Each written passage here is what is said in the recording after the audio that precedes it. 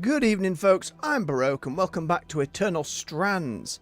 After clearing out a couple more quests yesterday, fighting that big ice bird, we move on tackling the branching main quest, going through Upper and Lower Dynevron, trying to get those done, fighting that other new monster, before heading on to the new biome or zone. Not quite sure what to call them as of yet.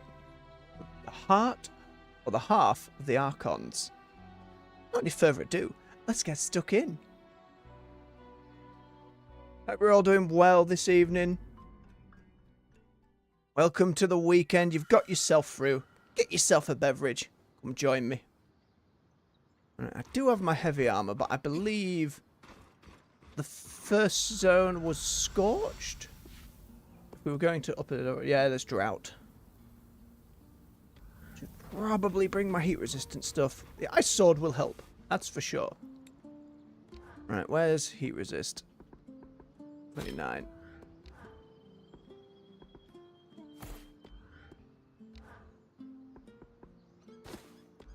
Again, less armor, but I'd rather be safe than sorry with such things. Bow has like 3 more heat resist, which gets me to 130. Will that make a difference? Unclear.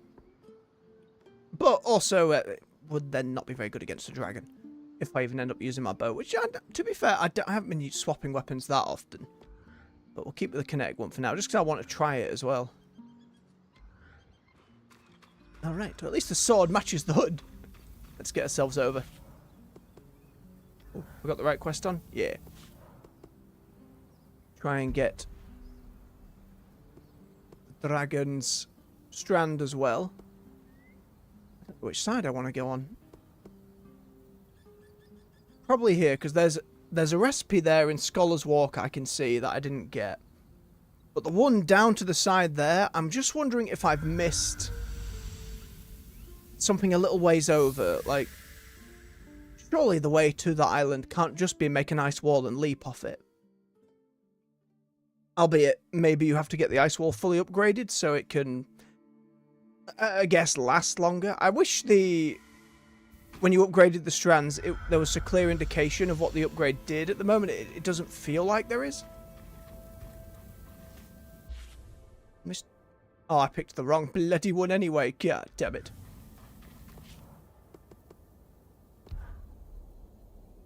There we go. There we go.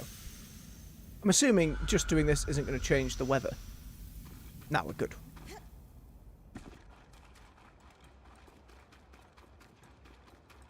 Wanted to make a little more progress yesterday, but I just ended up spending a lot of time in that first zone, milling about. Really yeeted myself off an edge already. The more I play, the more I'm going to get used to the movement and how the game wants me to approach it. No. Not wasps. It is. You scumbags! Please. Have less good aim. Probably travelled a little high here, but you never know. There might be a brick up here somewhere of a dev name. Check your corners. They've been in some real sneaky places, some of these, to be fair. Okay, how far can I drop down without buggering myself? Hold the button and climb down. Wasps are following through. It's right, we get to try our new ice sword on him. Ah, hit the wall, you scumbag. Oh, you see that? The shockwave from the hit actually knocked me out. Ooh. I like that it draws the ice onto the blade. The follow-up does pretty well too. It's a lovely bit of animation. Oh yeah, that deals with our fire enemies and puts some ice on the ground. Okay, we haven't collected anything yet, which is kind of my goal. My legs!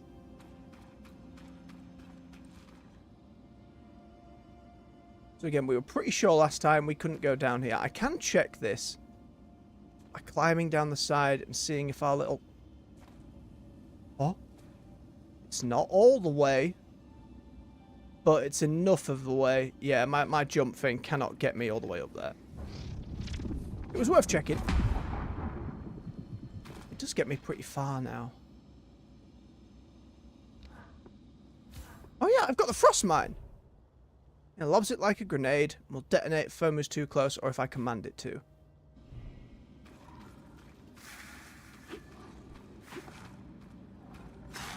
Hang on, how do I make it explode? Wait.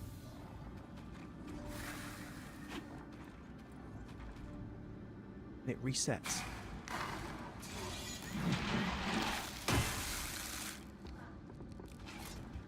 Can't command it to with that. Did I not read that properly? I'm confused. Oh, moves and stuff and then, but ooh, it shoots out little ice spikes too. I like it. I can't actually check from in here. Oh well, we'll learn it as we go.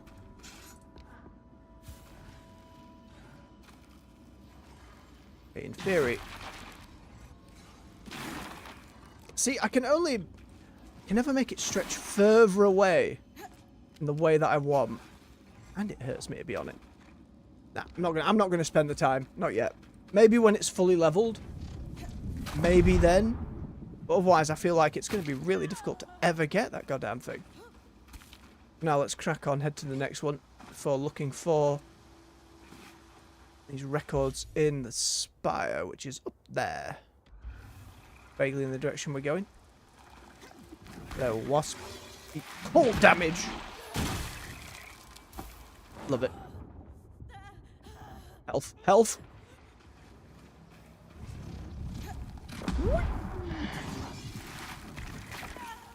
Oh, the fall damage cancelled my swing.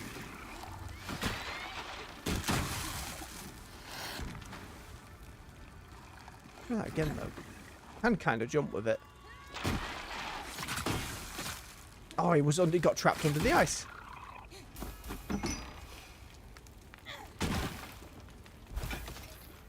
Give me that twill. Okay, in the direction I'm looking at. Get this nest.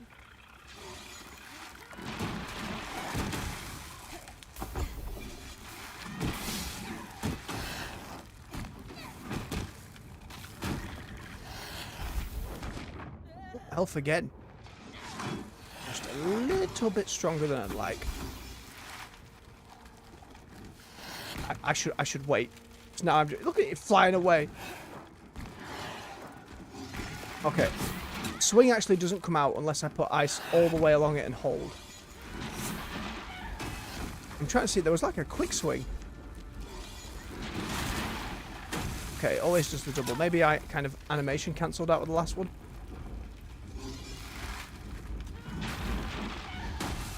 Thought that was a guy, but no, it was just a bit of wall. Not going well. Okay, directly behind me. Up here or in here is the question. Is there a little cave out and about? A little bit around the front maybe. Can't see a damn thing. The way is shut. That seems promising.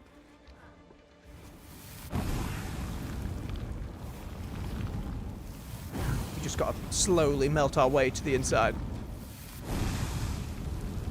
Someone's still firing at me.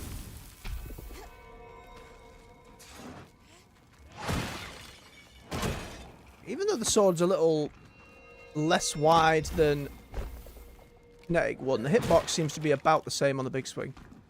Frosty sword and shield. Let's at least finally get an upgrade for it. Also keeping an eye out for Dragon, who should be about somewhere. What's going on over here? All having a party. Ow. Flame friend, assist me.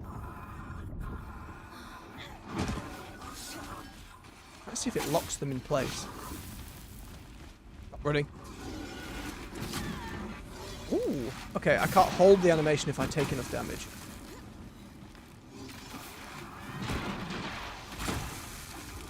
Doesn't quite lock them. Will though. Quite long, suddenly your head is obscured by ice. Hey little buddy, you alright over? You win that fight when I turn my back? Good on you.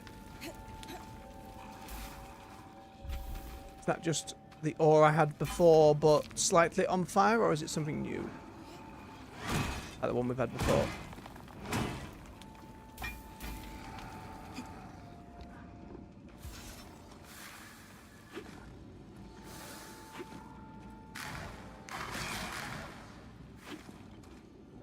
I'm trying to figure out how to trigger this.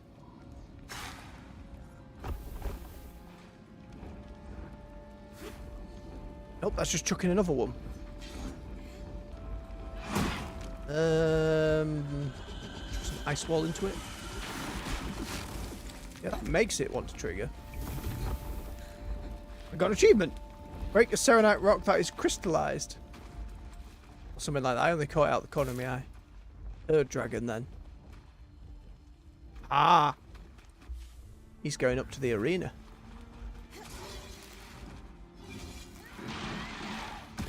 Okay, it doesn't seem I can actually swing that in midair. Try again. No, when you let go of the button, it drops it.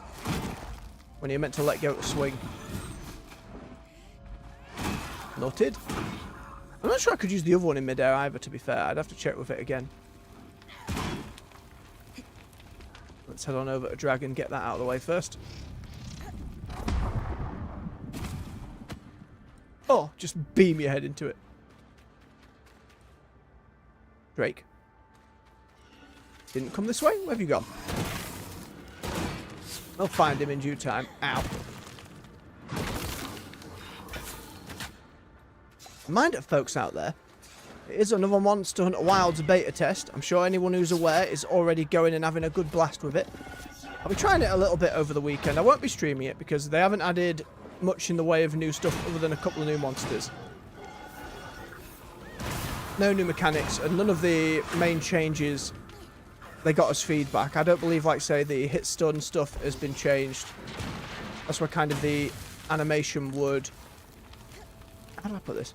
In a way that I understand. React a little more, like there'd be a little gap in between some of your swings. That would make, say, the greatsword feel really impactful. Like when you'd land a hit, it'd be like wham. And the last beta was lacking a little bit of that. Yeah, not too much I could necessarily grab. You could certainly feel it a little bit. We were sliding around, but I really enjoyed the new focus mode. And I really enjoyed not having to clutch claw onto things. It felt more like that grounded fight that I really enjoyed from Base World. Don't get me wrong, I still loved Iceborne, but the clutch claw just became a problem over time. Where have you gone, Dragon? Speaking of hunting big monsters. Find him, it might just take me a moment. Did it fly all the way over here? I figured I'd see it. That sound a wing. Ah!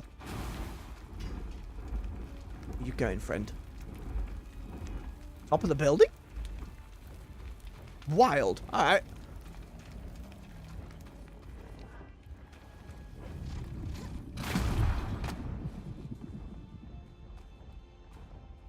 Or just past the building and I've been hoodwinked. Oh! Codex entry. Sandfish trophy. Passed by some improbable magic. No resemblance to an actual Tazan sandfish. Wild. And here I thought there wouldn't be stuff. I climbed a load of these buildings the other day. Where the hell has the dragon gone? It's not in there. I've got a pretty wide berth for seeing stuff at the moment. Flew vaguely in that direction, but I don't see him. That's the door to get to the bastion. Doesn't seem to be inside the arena. I need to get even higher. Hey, I was worried for a moment I wouldn't make that, but there we go.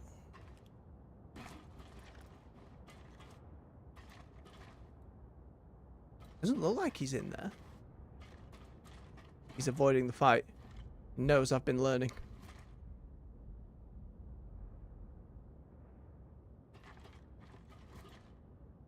Since when? Come down, dragon!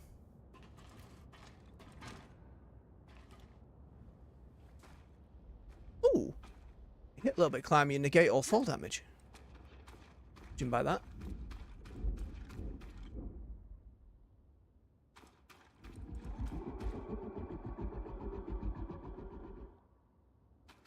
I keep thinking it's moved behind me, but I assume it's just landed over there now. Oh, I'm not going to like this. Let's heal, just in case. Let's not just die to fall damage immediately. There's no way to hook on. Yeah, just play it safe. Climb down. Then drop and cling, right? Drop, cling, drop, cling, drop. Oh, cling. That'll do.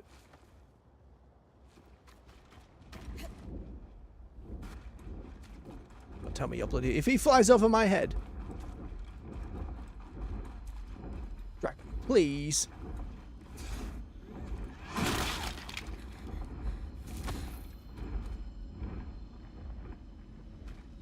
Where'd he go? Ooh, hang on, Codex up there. Don't know how I missed these last time. Get rid of Archer Swine. I don't know what dictates them getting stunned. It almost seems random.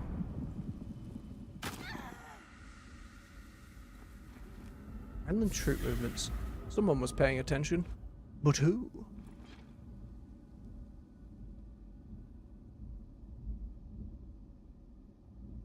It's over there now. I think I just try and get to the high ground up on this side and wait for him at this point. He's definitely more focused on this side of the map. I don't think Codex entries and stuff can only spawn with types of weather, given they're all location based. Gardens. It was a must-see for visiting caravans. Weavers and foreign dignitaries alike. The gardens were a pleasant backdrop to the trade negotiations that took place in Upper Dynevron. Up and round. Oh, sneaky chest.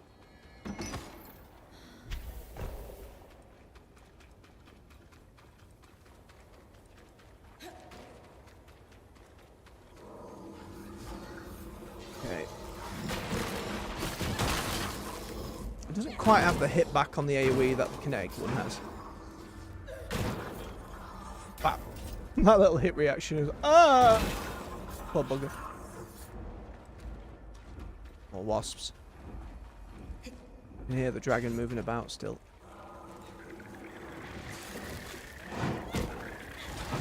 Get rid of it. Don't want it. Don't like it. Don't want wasps. Huzzah. Wrong button.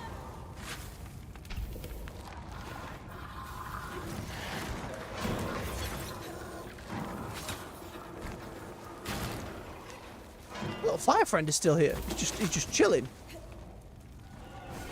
I am taking a lot more damage, I notice, in this heat resist armor. It's got no genuine base armor, like sod all. So when they're actually landing swings, it's doing a lot more.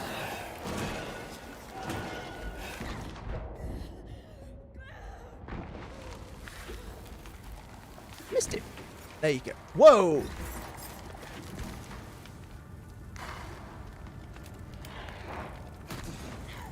Who's taking pot shots? It's another bloody wasp.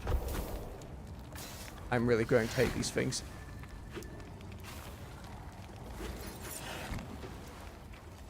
I can't land one of these either with him.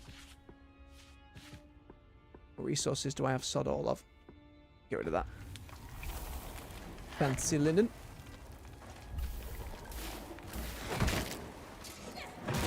There we go.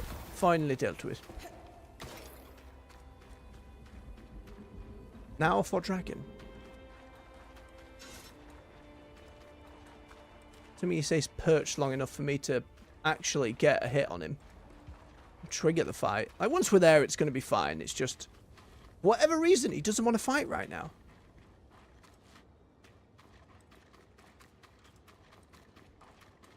Excuse me, fellas. I'm not after you.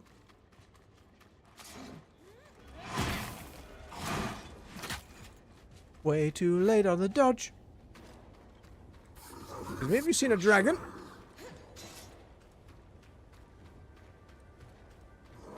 It was over on that side.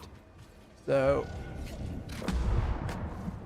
Oh, I love that level 3. It gives me so much height now. Any bricks hiding around here? Sneaky bricks game. They could be anywhere on these roofs.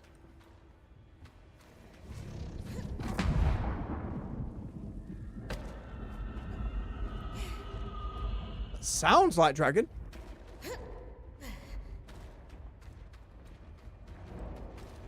It's not in that bit! Tree. Shadow overhead. Ignore the wasp nest a moment. Where are you? Where have you gone? I don't necessarily need a mini-map. I just... There. He's there. Grab, grab, grab, grab. Grabs nothing! Don't you move! Just wait for my legs to not be broken.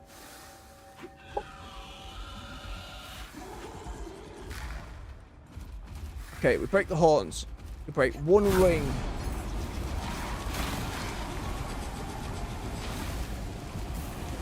So much fire damage. So much fire damage. What happened to heat resist game? Okay, we clung. Just get to the horn. Not quite. Cling again. Climb on the horn. There we go. There we go. Not enough stamina.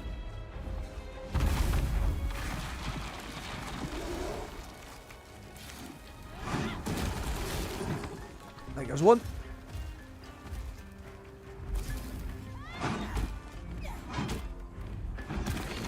There goes two. I take far too much fall damage.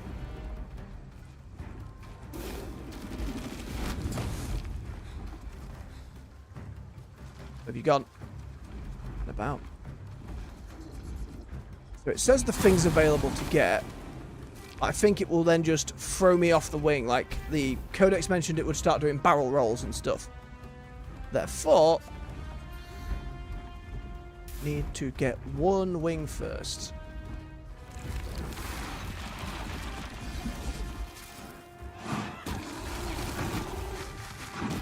Cling. Shit, get off me!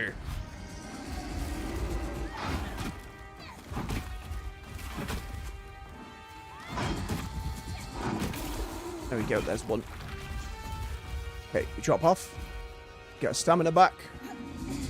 Get float! I love how that kind of happens by accident. Okay. Your strand is mine, dragon.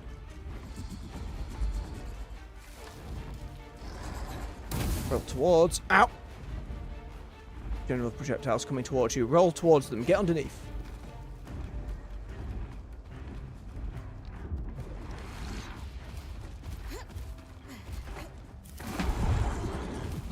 Unexpected. Not where I wanted to go. I'd like to get on top of you, please. Just a little bit too high. To the sky, dragon! Give it.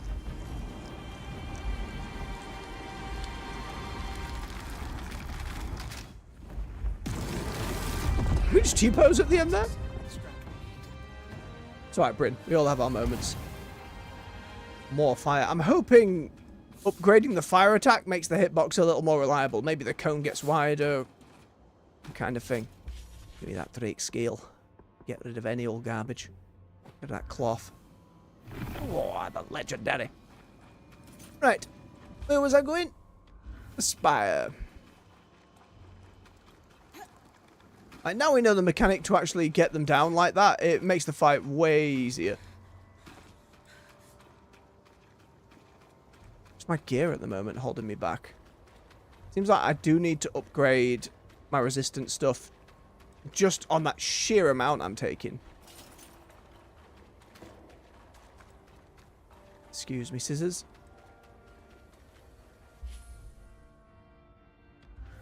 Just gotta go up and round. Is that a breakable door? Nope. It was worth checking. Excuse me, you lot. We've got a lot to be getting on with. Banded crooked words with you witless worms. I can make this with the upgraded ball, surely. Not like that, I can't. Nope, none of your shit. Out you go. Goodbye. Right on the tip. What? My little gravity ball took in the arrows. That's pretty good. My ice ball got kind of absorbed by fire. I was hoping it would go into... Yeah, it kind of goes into the gravity well. And they double explode.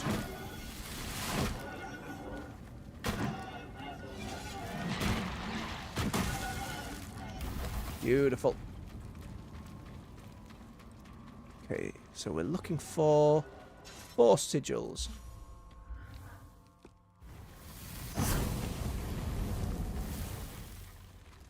Do you mind? Doing some detective work.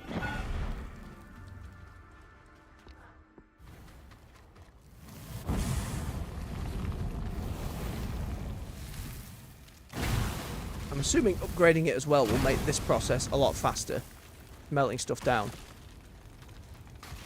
Definitely been in this one before because I remember Let's see if we can find a registry of Maker's sigils. scouring the area.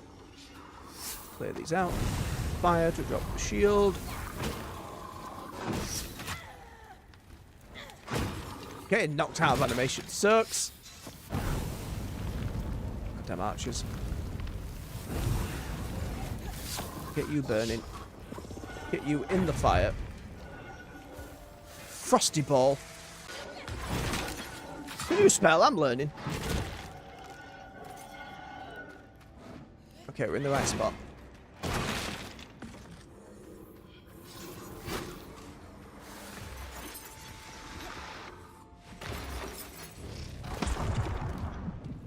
Why did it blow up? I don't know.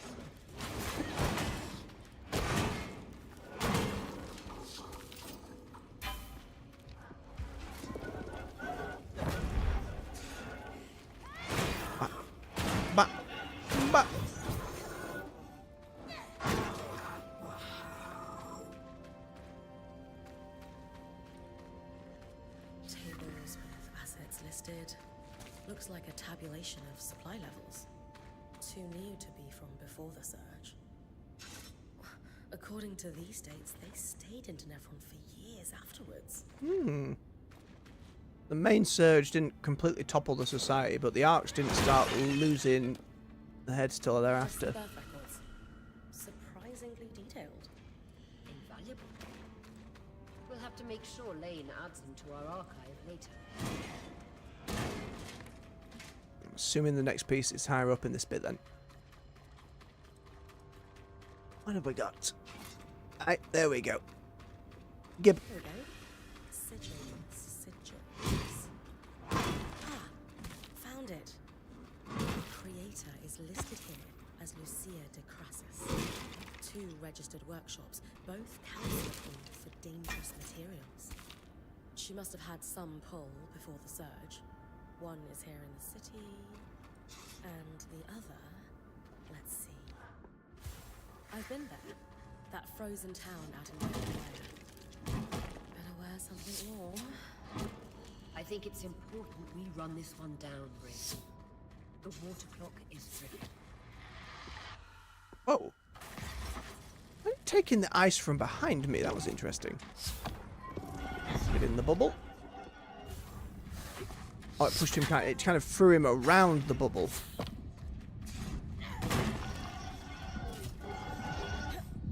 Right. Now then, if that wants me back to Pondervale, now we go to Lower Dynevron, which we haven't explored yet either. Entrance for it is down that way. Let's not die in the attempt to get over there, though. Excuse me, fancy fella. Oh, how dare you.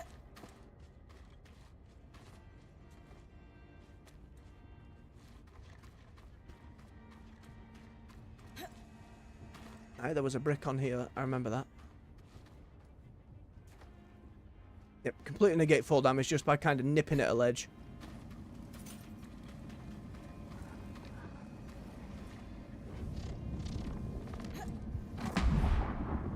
Needed to angle it a little more, but we were fine.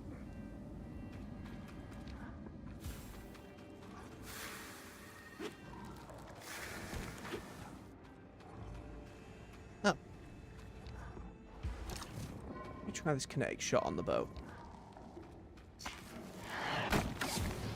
Yeah, it creates mini versions of my little jump pad.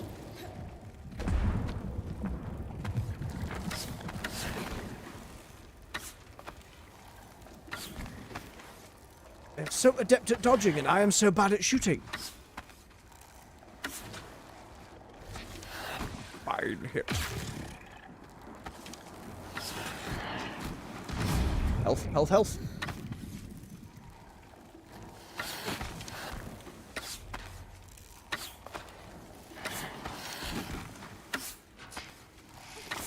No point dealing with the little ones until we can take out this goddamn thing.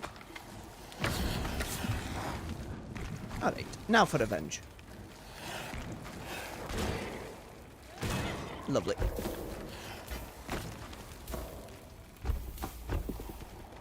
Like an echo when we're picking stuff up just because we're like in a little bit of a tunnel.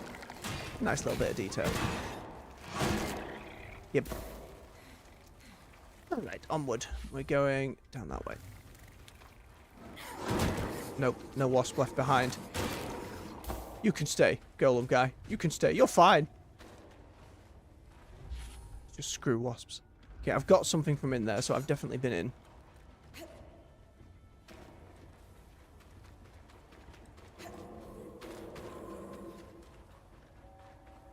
The creature, or the big fella, was like chunky, purple-looking worm dude with a very angry-looking face. I think we have a codex entry for it already that'll tell us how to grab the strands, so bear that in mind. See if we can get it the first time. It's hoping the weather doesn't randomly swap from drought to freezing, otherwise we might be in a spot of bother. That'd be pretty mean at the game though, especially when the areas are linked. Oh, looks like a regular day. In which case, I wish I could swap the gear I'm wearing while I'm out in the field if I'm going to be moving between areas. But we should be fine. As long as I'm stocked up on healing potions. I didn't really investigate this place the last time through. I just kind of ran for the fast travel point. I get up to the top of these buildings. Oh. No, there's the line. Understood. Hit and let go twice leaps me off backwards. New discoveries made. Is that the same on these buildings? Not quite. See, there's the thin line. Again, so many games opt for invisible walls. I actually prefer a visible boundary. No qualms about it. You know where your lines are. Especially when you can just be leaping to the abyss and just die randomly. Oh yeah, there might be a load of new materials here. Might have been worth going back just to do that, but... Getting the edge at the moment. Just because I want to find any more of them developer yellow bricks. Ah, give me that codex entry. A wooden toy frost shell. Its legs articulate, just like the real thing. One is missing, though. No room for any of these. If anything, I've got sod all of. That is garbage. I've got a lot of these plants. I can probably get away with that. Arrowstone I don't actually have much of. Take those. Sorry, tiny toy. Up we go!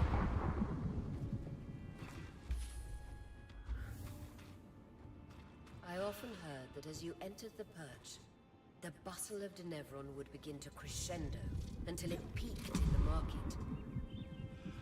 It's a nice little thoroughfare. Okay. Lots of stuff on little balconies as we go. A lot of codex entries are going to... see, I knew it. Divinity in the breeze. The beloved world greets me with wind's gentlest caress. How pleasant before, you know, the world went to shit.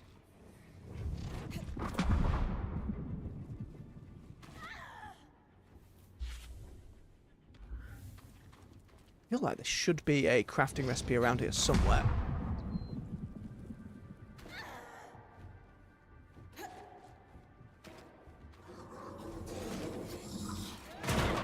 Well shielded, friend. Let me just grab you instead. Throw him into that lantern, it should explode. If I landed it, never mind. We throw it at him.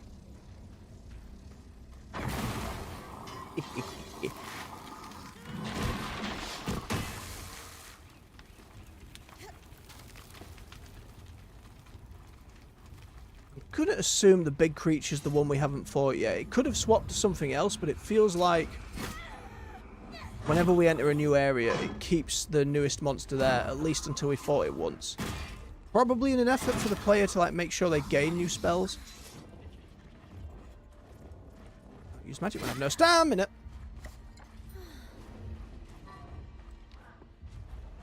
Maybe I could have just had the wrong spell equipped. Wait, he absorbed the whole thing. Now, I've seen them absorb some of my magic before, but I didn't know he could take the whole bloody shield. At least they're extremely susceptible to being set on fire. Bag. Bag usually means potion. Holds true. Oh, down there, directly to the south of us. A little in this direction. Give me that crafting recipe. The Tattered Mantle. I've heard so many stories of this tavern. Always rowdy. Hang on, Arita, which is the tavern? It's main building? Oh, maybe a little too far. Again, if I just yeet off the edge and fall to my death, I lose most of my resources, so got to be careful. No way in this way. Can I break these pillars? No way, will the bridge come down? Full. But science. Bridge did not come down. Can either commend them for their architecture or be annoyed there's not as much physics. A bit column A, bit column B. Fine. Okay, it's off to the side down here. Yesterday there was one of these under a bridge, hiding behind some rocks. It was the jammiest thing I've seen so far in this game. Alright, look down there. There you go. Very sneaky stuff.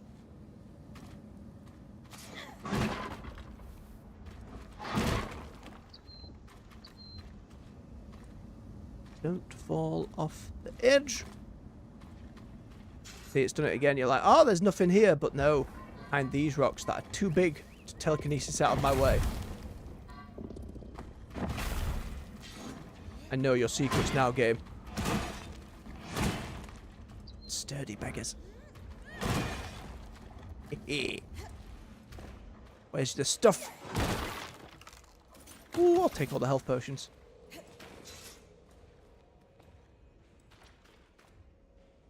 And the shelving. Hello. Don't mind, mate. Don't absorb it. Be fire instead. Followed by a little frost bomb.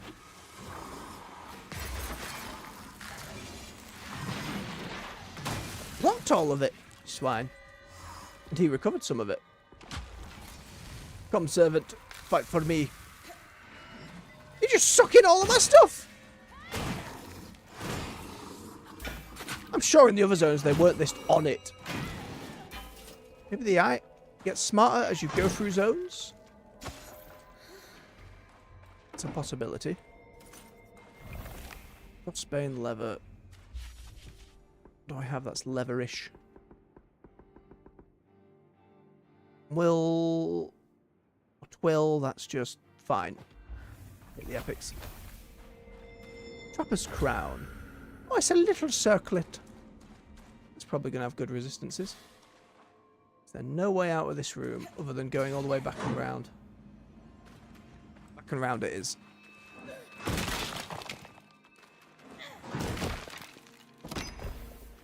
Ooh, lucky for that one. It's stuff I'm using. Okay, now.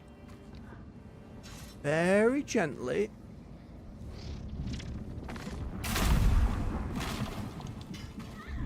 Now, you saw what happened there. I very gently just nudged in slightly the wrong direction and nearly lost it all. Have to grip really quickly. If you bounce off just a little too fast, buggered. Okay.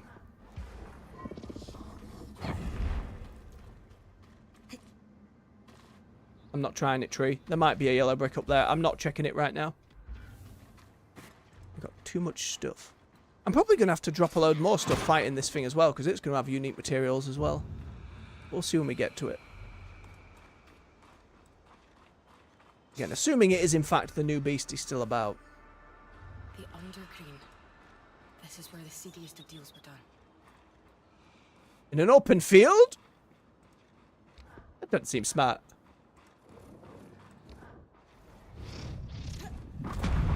Gently, gently. Any yellow bricks round there? Any sneaky dev names? Seems like we're okay.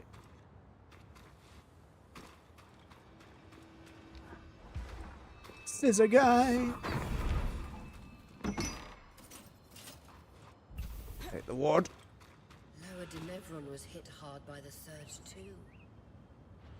Perhaps even harder. It looks as though it's been ripped apart. Hey. I always thought it was like a magical gas leak, but now it's starting to look like big explosions. Obviously this like living ore that's been bursting through the ground has something to do with it. It both seems to be emitting the gas. Maybe some magical nucleus at the centre somewhere just went bang and started branching out like a load of tree roots, splitting everything apart as it went. Current theory.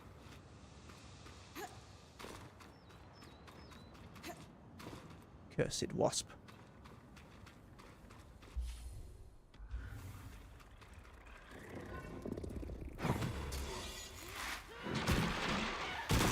Dead wasp. Open sesame. Nope. Feels very 50-50 on doors. Different place. Feels like I barely explored the other one at all. These streets running in parallel are known as the Three Sisters. Many weavers hostel here. Something underneath.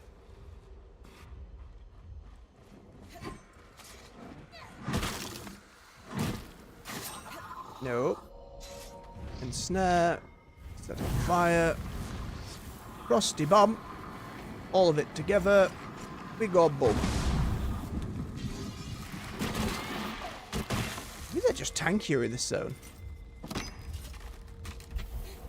Goddamn ice. Buggered myself. Hang on, there's more leading down. Copper's tools. Trading anything perishable benefits from delaying the rot as long as possible. Oh! I didn't realise I could just stick it directly on enemies. Learning. Still learning. Blowing noise is happening, so there's certainly more in here.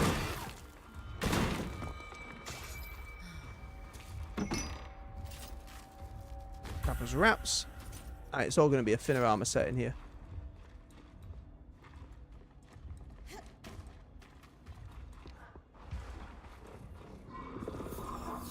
Sorry, Scissor Boy. I'm just not using your materials at the moment.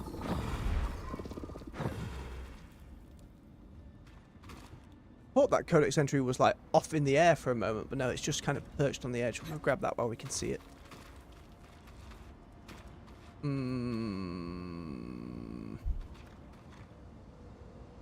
I don't know. I don't know if I make it. Oh, go on then. We do. Nothing up here. Very gently climb down. Don't get yeeted off to the side. Don't do anything fancy. Just very carefully Spider-Man down. What? The armor set. Very nice. Plundered landscape. No. That's horrific. Observation of an epicenter. Flooded with tangles. Of course the giant nuclear thing went off in the civilian district first. Oh, that looks a little kinder jump back too. Nah, we're good anyway.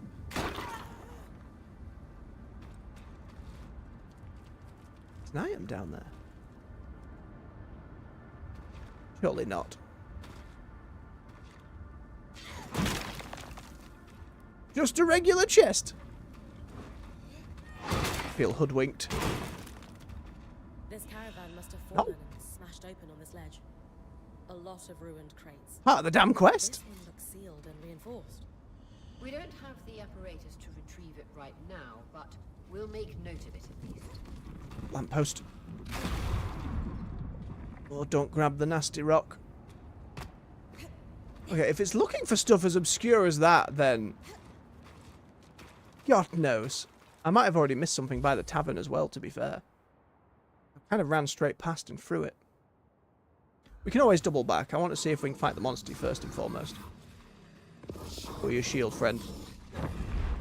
Once my telekinesis is strong enough, once I find the monster that I upgrade it from, I assume I'll be able to just yoink their shields from them, which will be very nice.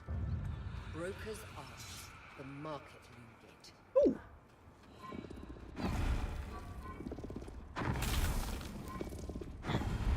Can't lift it. Can I break it? I can. Fast travel. Okay, at least we can come back to the center now. Why did the music get aggro for a moment?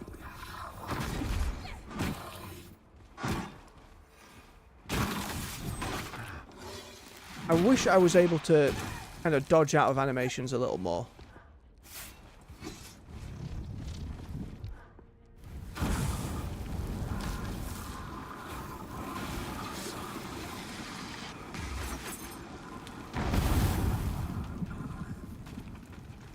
I feel more like a mage in this game than I do a hunter, but it's all working out alright.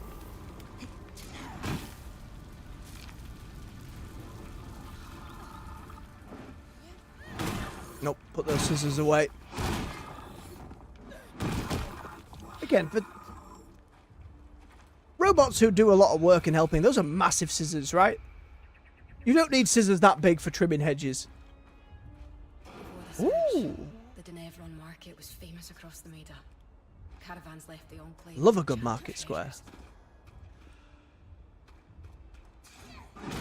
You can picture it now. Get to the end of the game, we figure it all out, and sometime a larger sequel with some multiplayer. Players everywhere of all these different races.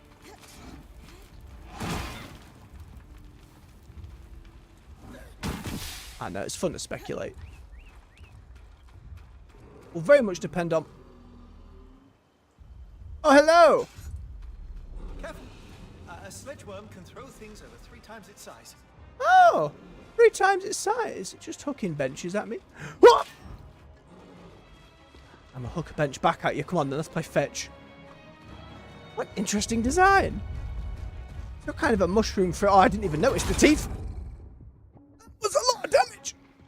That was too much damage. Oh. Kinetic bomb as well. Ooh, I like you. It's real big though. It's got frills, feathers, little armor plates. It's really alien face. Please, I just want you to throw something at me so I can throw something back at you because I think it'd be funny.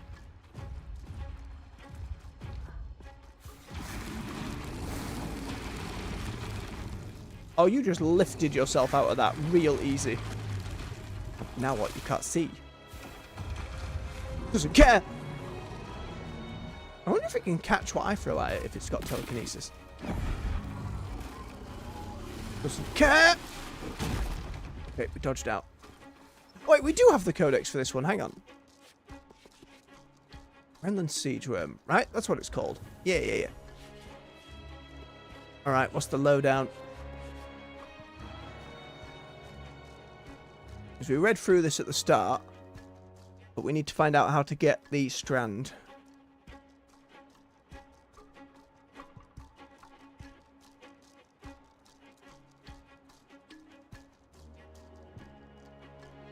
Mirage, right ears. The sensitive frills across the sledgeworm's body are key to its ability to focus its abilities so precisely. To use an example close to home, they are functionally similar to a Cassil's horns, which increase their awareness of sound, that's awareness at night. Without these frills, which can be dislodged along with their anchoring scales, the worm was hurting itself with its powers, something we highly recommend exploiting. Destroying the frills should buy time to approach and open the locus of power on the tail. Okay, it seems like frills and then tail is the answer. Oh, it just hit me with its head and I am inside its mouth! Fascinating. It's kind of fun if you can just be inside its mouth. Just in terms of, like, the style of Monster Hunter-y game.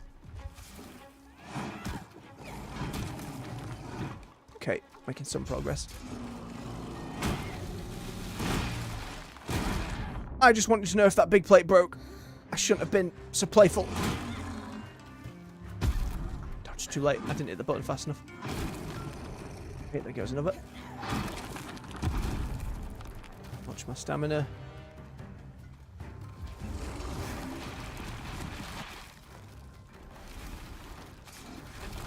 It feels so much bigger than what I thought before.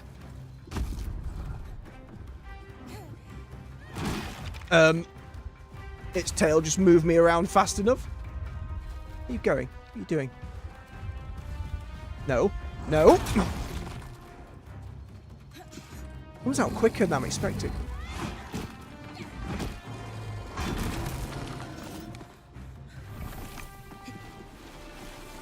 Nope. Gotcha. There we go. Okay, I've got the timing on that down at least. And when trying to get strands, you've got to be careful with the tail. Jesus. It says I need to deal with all its feathers first. I assume that's because if I try and harvest the strand, it will just telekinetically bugger me somehow. Come on. There you are. Like that. Yep, like that.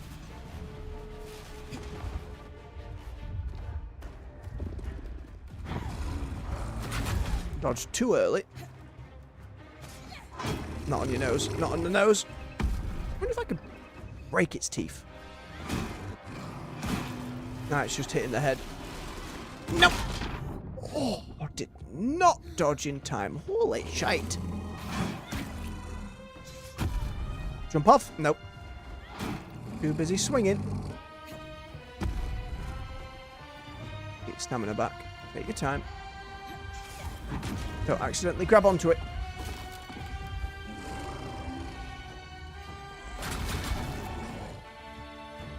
The time between that little wind-up animation and it actually doing the bite is pretty hard for me to judge at the moment.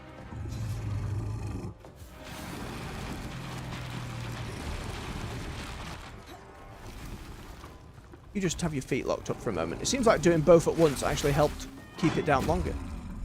I missed. No! I'm gonna take your back plate.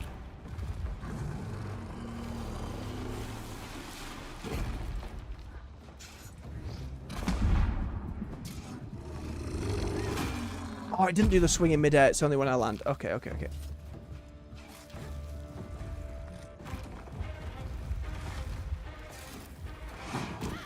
Swing. I love the colour palette it's got going on. Okay. Can I cling through this?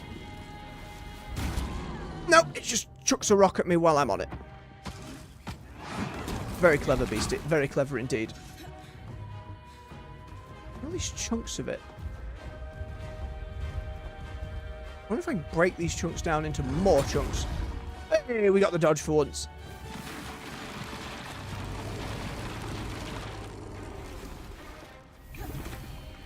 See it. I see it doing the glow. Gimme it.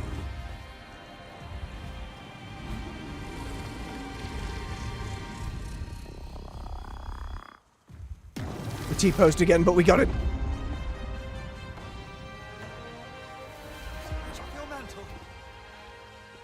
Oh, it is for telekinesis. Excellent. Okay, the pieces do break down as well. Off of cloth.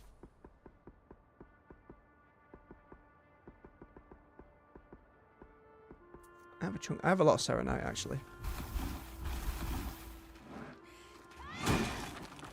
Let's go around and break up the rest, see if what I can get from him. Put that tooth in more.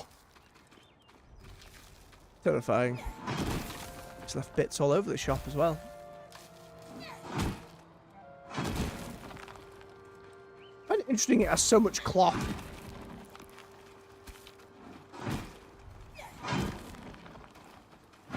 So far, none of these excess bits have actually dropped anything.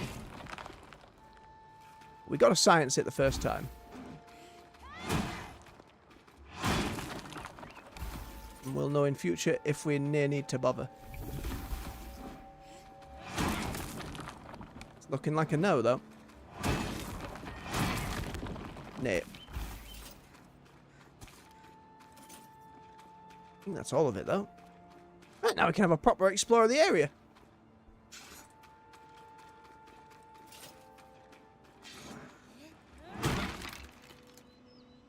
Oh god, yes, give me those potions. Don't see a hammer around here as of yet.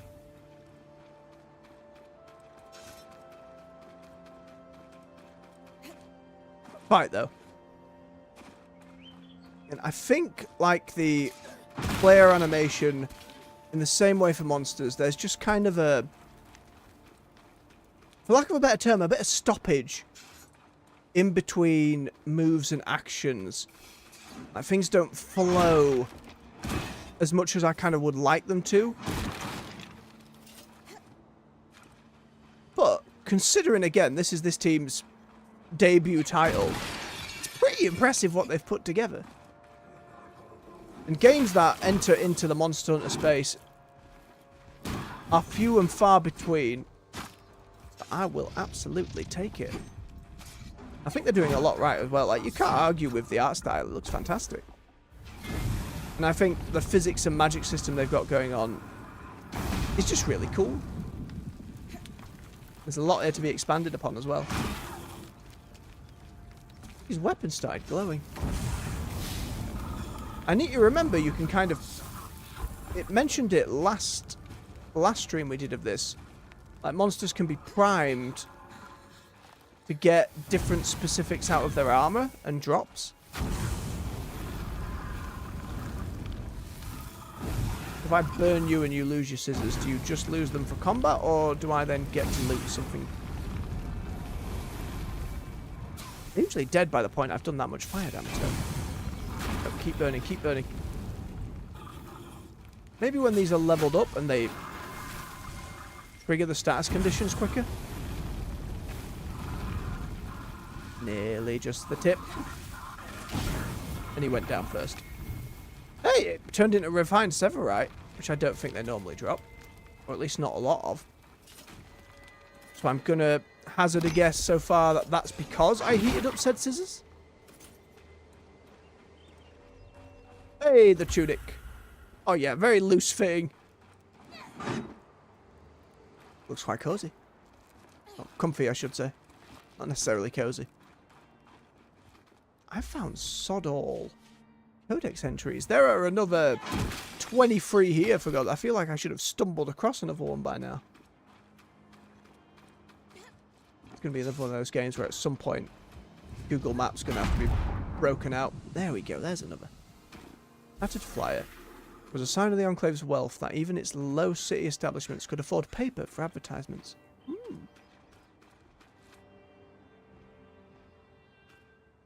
Now where am I going?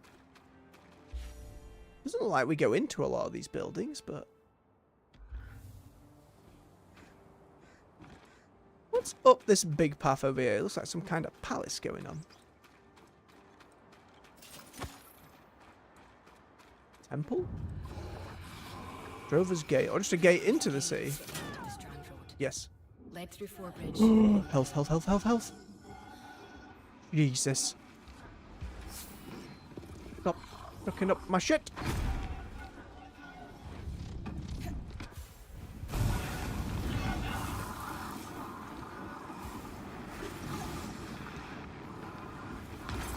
all the magic.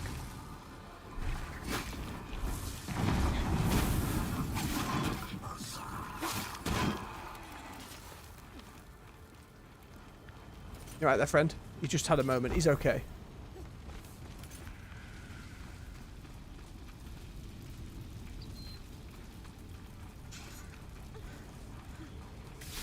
Okay, understood, game. Again, clear. Otherwise, I'd have just run straight over there. Fallen sign. Fragments of booth once lurid depiction of an improbable buxom lady trying on even more impossibly sized hats. The little bits of flavour as we build out more and more of the place. Balcony, I see it. Seems now that this ability is upgraded, by the way, it doesn't matter how small the bubble I make is, it will yeet me either way. Like, just a box.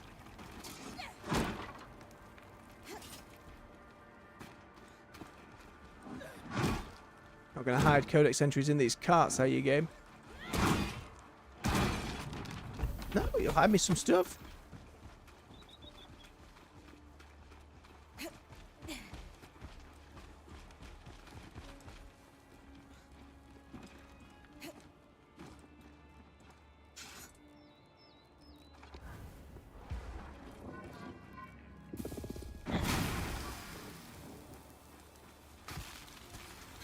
That is the one I went in, just making sure. I know ice caves turn up a lot, so.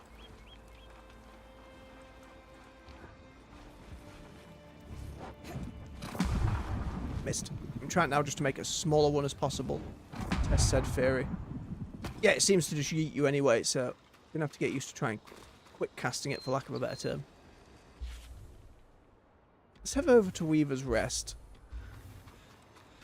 and discover more.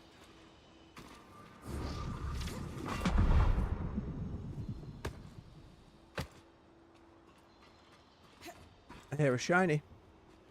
Ah. Oh, beautiful. I'm fully topped off again. Ship in a bottle. Of Dombrinig design, with immaculate detail. How do they fit it through the mouth of the bottle? You know, honestly, that's a question for, like, shipped in a bottle things that I've wondered for years, but I'd never look up. It's just one of those things I always look at and go, I wonder how they do that, and then it leaves my mind. And I'll even say now, oh, I should try and remember, look it up later. I'll forget. Any bricks? Any sneaky bricks, game?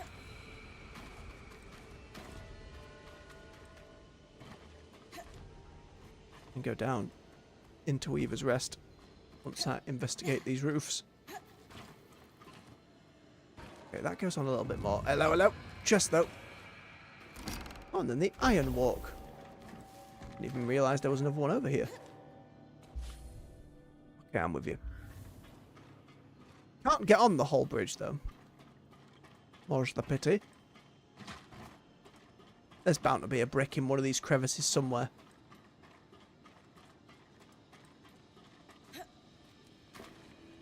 A little odd, but we're fine.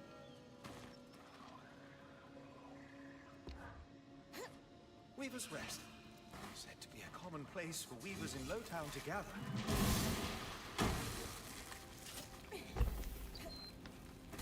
Why do I keep exploding things? Detailed orders. Never filled, but for an alchemist servicing the needs of at least 5 other Arcanist guilds. Busy workload. Aha! Thank you, quest icon.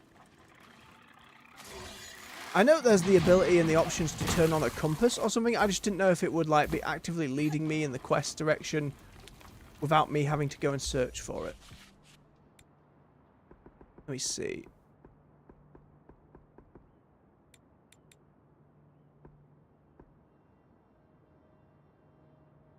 Let's try it on and see what happens. Oh, literally in the bottom corner, it's just a compass. You know what? That's actually going to help me. I get disorientated very easily, as you may have noticed. How many more little side buildings? Like, any door that's made of wood, it seems I can break into, whereas these ones of stone, less so. Worked wonders for smashing his head against it, though. The record said this place was registered to enchantments of interest. Lucia. It sure doesn't look like a saboteur or a smuggler's den.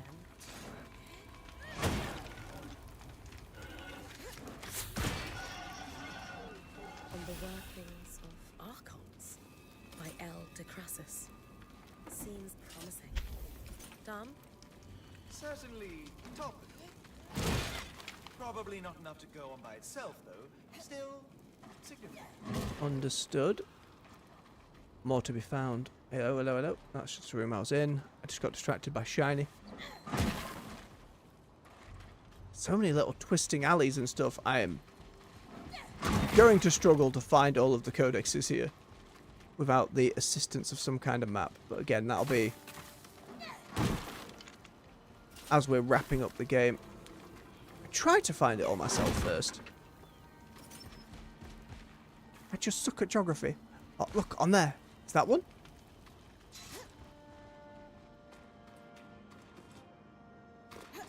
I can jump further than I'm giving myself credit for as well.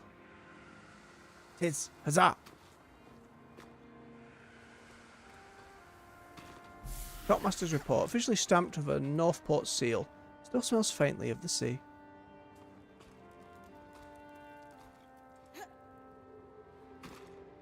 Okay, double pressing the let go button does fling you backwards, so that's good to know as well.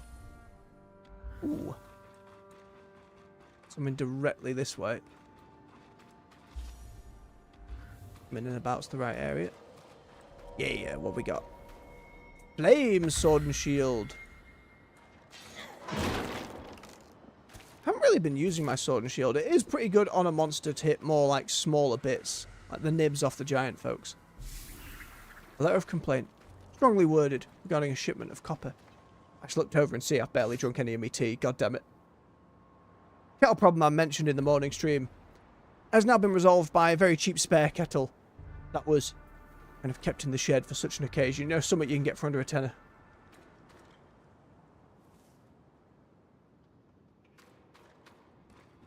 It's not helped. The tea has gone very cold, and there's so much of it. Ugh. It's fine. I can't be wasting it. That's all the recipes at least, but dear gods.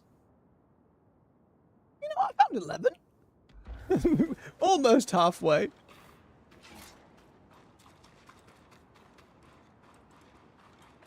Thinking there must be something in the tavern area because I've pretty much skimmed over that. Add mantle.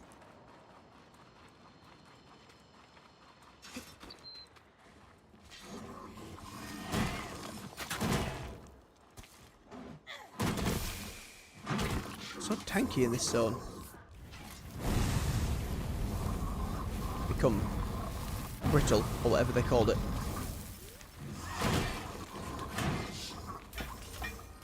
Didn't drop anything too fancy. Oh, sorry, friend. I wonder if my little friend heals over time or not, or if, like, if he's primed to explode.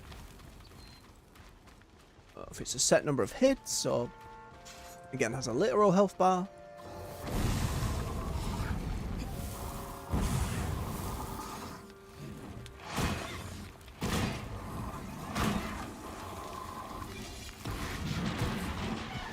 I like how cool Ice Move looks, and I like the look of the sword, but I'm thinking the kinetic one's actually serving me better. I think I will recraft this one down to lesser materials and just grab the kinetic sword next time we're back camp. Again, it's really cool that it actually grows a load of ice on it, you swing it around. It's the fact these three don't really do much damage, and it just gets in my way more than it does the enemies.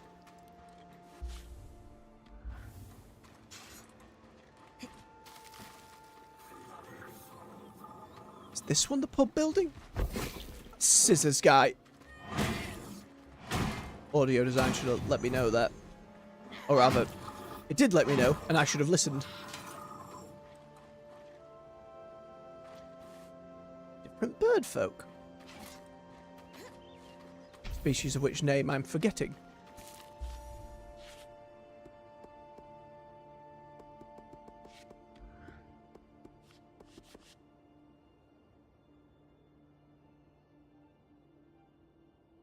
Yeah, the Oberon.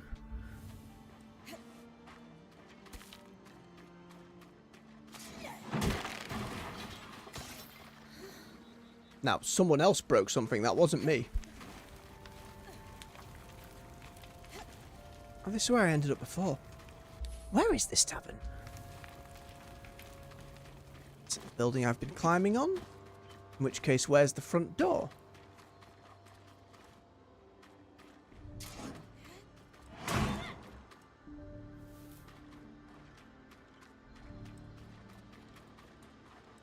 All locked and sealed.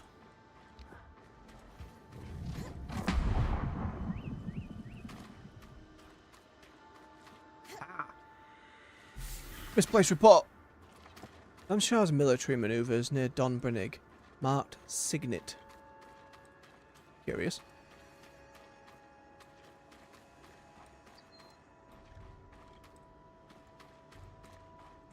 I think it's way easier to pay attention to the audio cue of like the collectible, that little like not a chime, but there's like this trill that comes in this kind of in the background. That's doing it a disservice. I apologise to your ears. It's in the best way for me to notice stuff so far.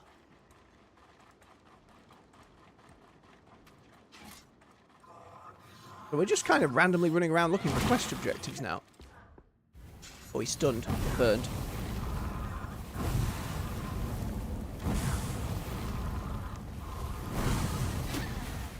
Want all that material from your scissors again.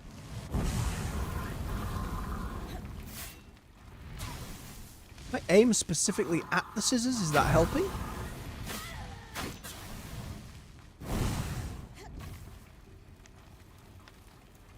I have no magic regen at all.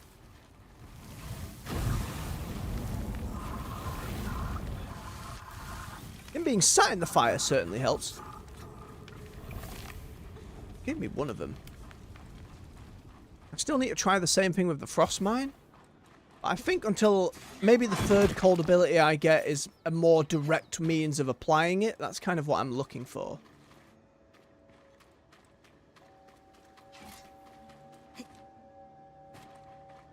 Where on earth am I going?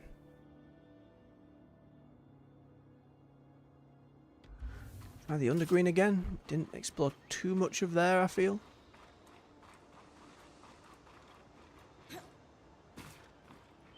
He wants me really delving in these nooks and corners in this place. And that was the bit we dropped down and went around in, so...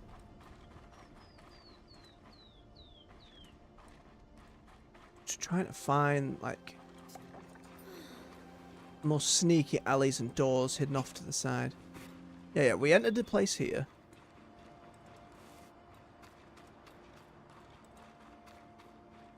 There must be a clearer area for shady business dealings. It's wild to me that you consider this the shady district. That looks shady. That spot there, but that might be for more because it kind of looks like it's caught fire. Scissor boy. Try this again. See, that time he's on fire, but the sword's not lighting up. And there, it's lighting up real quick.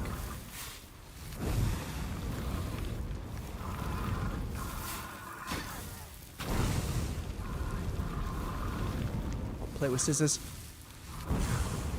Put him down. Yeah, he dropped another one. Maybe we just got really lucky when it dropped 4 the last time.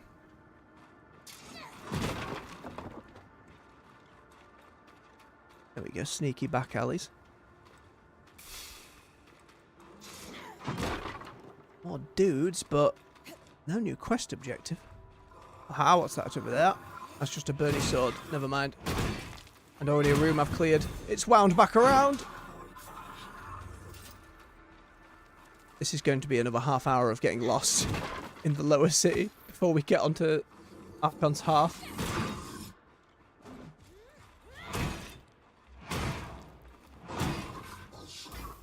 suppose you have to keep respawning enemies at some point, otherwise it's just going to get pretty barren if you are just running around looking for stuff for ages.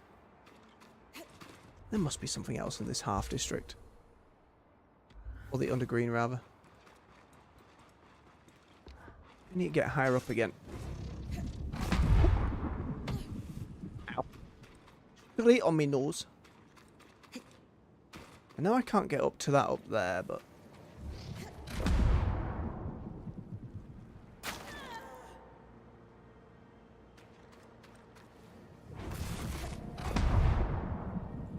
more of the biological rock than it is the ice.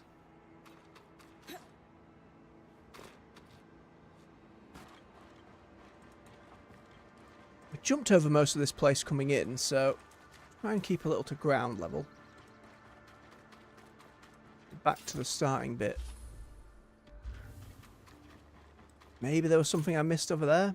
Otherwise it'll just be running around like a madman, praying for quest icon.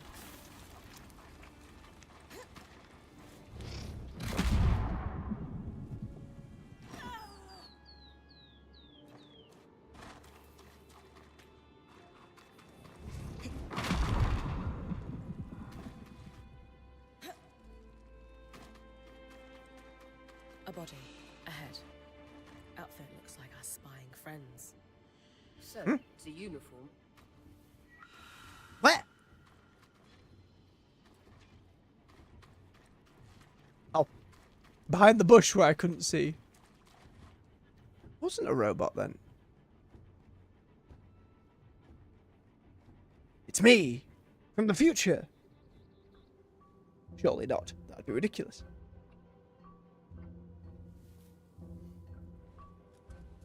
It's just one of those things where I feel like she's going to lean him over and pull down the mask. Note in his pouch. New drop. Nah. Market Loomgate, it says. But wait. Under his mask, he's scorched. Aurea, this looks like the wound on your wing. Only it's everywhere. Okay, they missed them. But there's no Tanglewood. Sorry, Mike.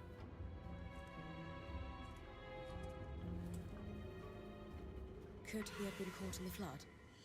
Seems likely. Proof we should take that warning seriously. I think we should look into that drop his note mentioned. Especially if it's near a loom gate.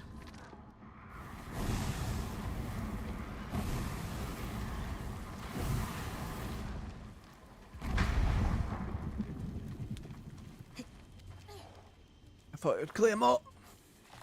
Don't touch the ice spike. No, let me through. I just wanted to get to the fancy garden. Look at that boy there, just taking his time, chilling. He guards the area, and suddenly, snowball.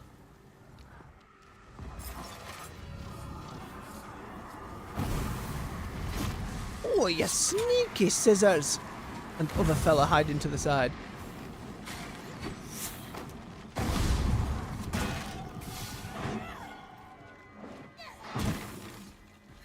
Run out of stamina. Take a breath. We're good.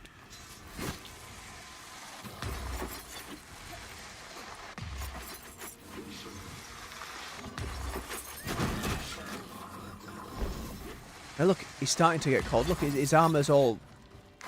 He's all icy. Which means he took more damage. You see, it kind of went... The colour of the damage number changed. Still learning. I love it. It's those kinds of really interesting, unique interactions. Really enjoy. You can get similar kind of stuff in your Monster Hunter type games. Waters of Naldin. Classic Sansar's literature. Extremely steamy at points. Well, goodness me.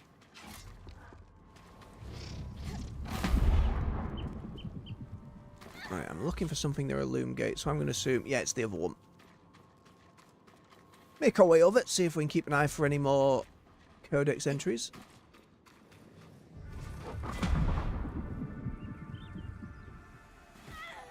My legs! I need to stop doing it. I really do.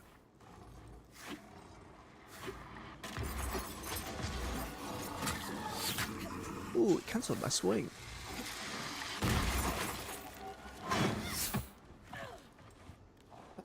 roll swing?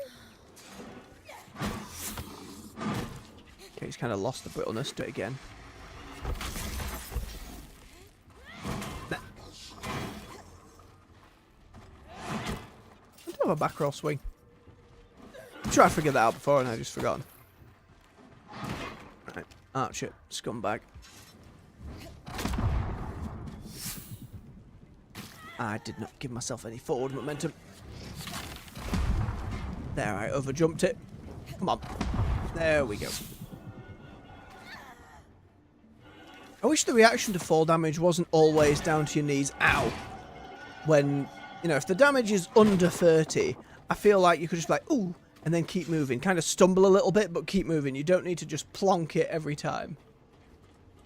And little bits of feedback.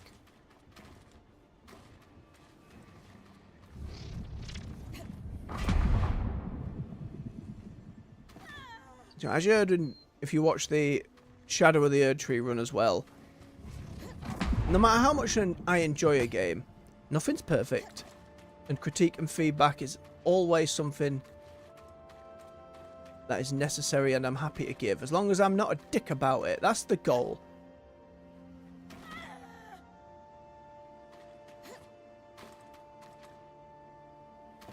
I think one of the most unhelpful things in this entire industry is the number of people who go to a comment section and go, game shit. And I'm like, oh, just shut the f up, you know? Just go away. Wasted everyone's time and your own. Well done. Helped absolutely not. And there's no wrong with thinking something is that, but especially when it's in the in the guise of giving feedback to developers, or they just made shit game. I'm like, shut up. Like, what is a truly garbage game? Like an asset flip on Steam someone's put no effort into. We've copied mechanics from somewhere else that don't even work. Like, there's so much trash that gets uploaded, or stuff that's specifically made to grub money. I think it does a disservice to the vast majority of devs who I think work really hard. I said about Dragon Age the Veilguard, you might not have liked it. Might not have been the best game in the Dragon Age series, certainly. It wasn't a shite game by any means. It was solid. I enjoyed it. And I think it sits, for me, around the same vein that Dragon Age 2 and 3 did. None of them were as good as Origins, from my perspective. Mainly for the characters. I didn't love Origins for its combat. I think all three of them had more enjoyable combat for me.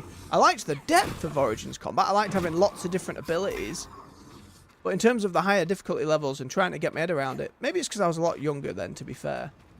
That wasn't the draw for me. Were the characters. And 2 I liked, but disliked because of the constant corridors and reusing environments repeatedly, and they were very uninspired. And like just brown, muddied areas, same rooms. You know what I mean by brown? There was a lot in that era that was. Inquisition, opposite problem. Too big, too much area. The Hinterlands was a terrible first zone because it felt like 2 WoW zones put together. And Veilguard, like, the quirkiness of its writing, especially in the most serious story moments, takes away from the story it's trying to tell. But there's still good character writing in there. Even if a lot of it's found in the Codex. I still really enjoyed the combat in that game and the world they were building. I think they should have definitely stuck with, not to tangent completely, stuck with the whole Shadow Dragon, like, because the game got reworked from a live service and then reworked again into where it is now. But that bit in the middle was supposedly a Tevinter political espionage game where you were just playing as the Shadow Dragon faction. I think they should have stuck with that. It sounded really cool. Garbled text. A so-called free and... Small panel here. That's... Struck a vein, as my dad used to say. That's a computer password. I was half listening. Are you? Met her. Her dad was a miner. We've got a tally sheet of some sort. Series of numbers below. And a bunch of garbled text below that. I have no idea what I'm looking at. It looks like an auto-generated password. Or it's some kind of list. Casmin would know. Alright then. We head back to base. We've got a lot of stuff.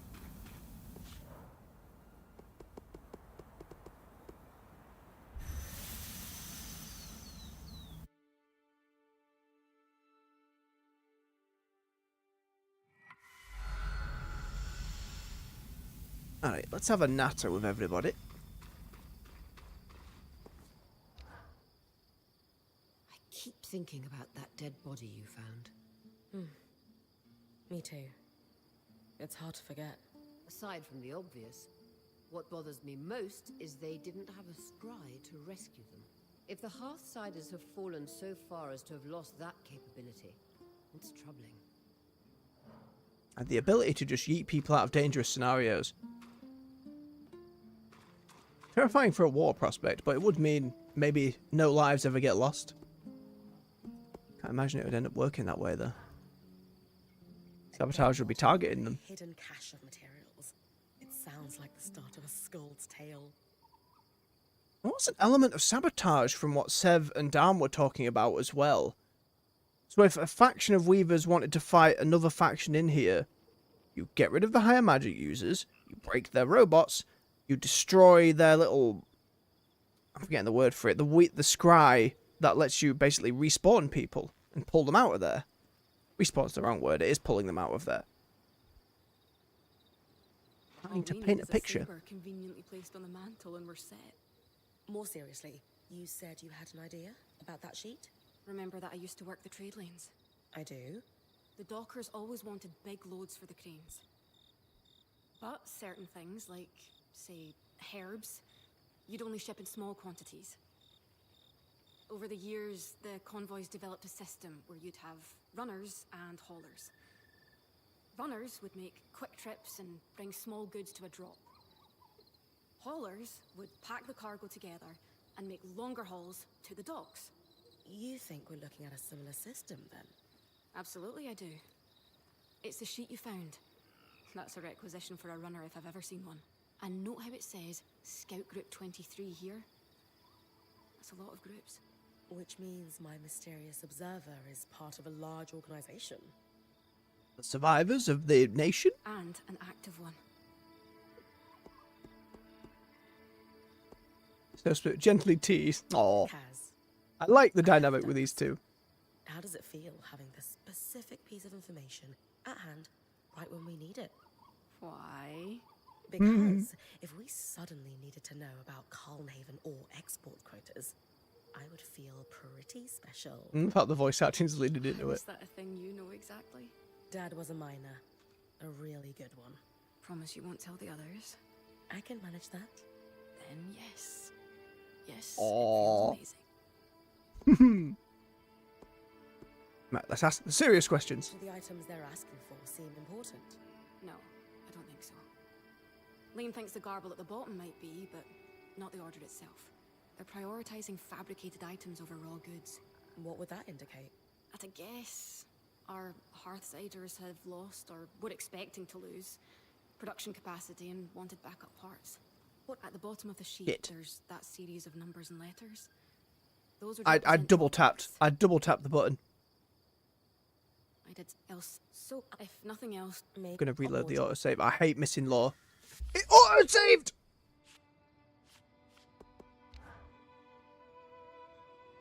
It literally just autosaved and I missed the whole conversation. Shit. I'm so sorry, Kazmin. I did not mean to do that. If I had a save, that was closer. That genuinely pisses me off in games, by the way. I've done it enough times where I've just double tapped too much. There isn't a log, right? I'm pretty sure there isn't a log. Ugh. I should have kept reading just in case. blankets, firewood, matches. Barely enough to last a fortnight. These things happen. It's not worth loading 2 hours back for. We can have another conversation. It's fine. Breathe. Do you read a lot of Skald's tales, Kaz? I do, as a matter of fact. When I can find a transcription. But I'll read just about anything I can get my hands on. Any favourite storytellers? Eloisa Farthing. She's a local writer back home. Actually, a lot of her stories are set in Dunbrennig. That's what I like about them. No matter where I am in the world, I can curl up with passages describing our rainy summers or stormy winters. And it's like I'm home. That's beautiful. Though the weather in Dunbrennig sounds terrible. It is. What about you? Are you much of a reader? And they've put it in my hands. I'd say, yeah, the whole point Bryn kind of went out was stories about the Weavers, so I'd assume so. Of course. Nothing better than curling up with a book by the fire. Huh. Somehow I wouldn't have guessed. I think it brings me back to my childhood, too. Not a lot happened in my hometown, so I spent a lot of my time reading or listening to stories from travelers and veterans. Any favorite books? Ooh, hard to choose. I love but maybe fictional world, fictional books. By L.M. Saunton.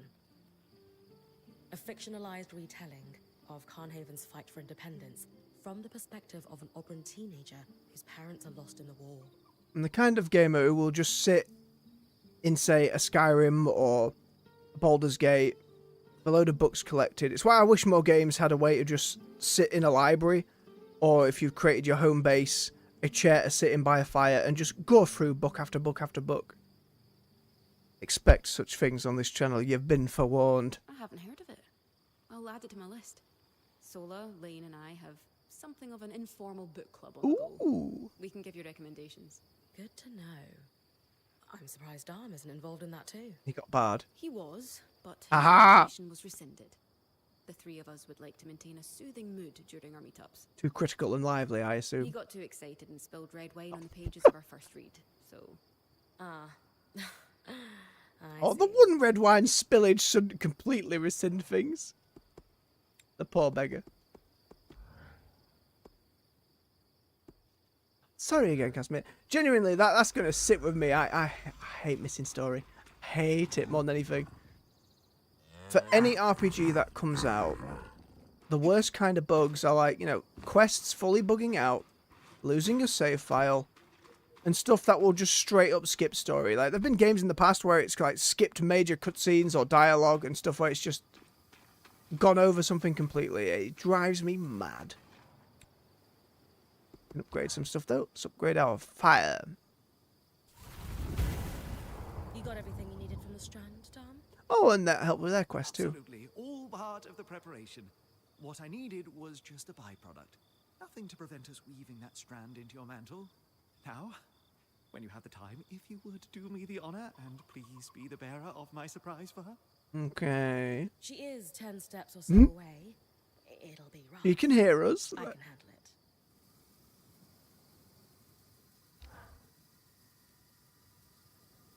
Yeah, the video doesn't change. The description doesn't really change. It's just the 2-star. I'd like a bit more clarity, please. For if I'm upgrading something, I want to know what. Just get better isn't good enough. I need more. Like this one, at least, I can intuitively tell it will just be I can move heavier stuff, because when I've highlighted things, they've been red. It's like, okay, I have not unlocked the ability to lift that yet.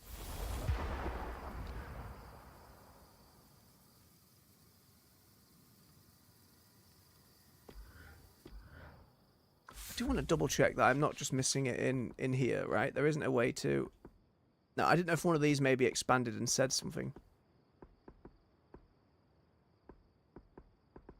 It's weird. Why is there a block here in the inventory? I can't go to the right. Hammering the button. On the off chance the dev's watching, you know, look at this bug. I can go left and go this way. I can't go that way. Very strange.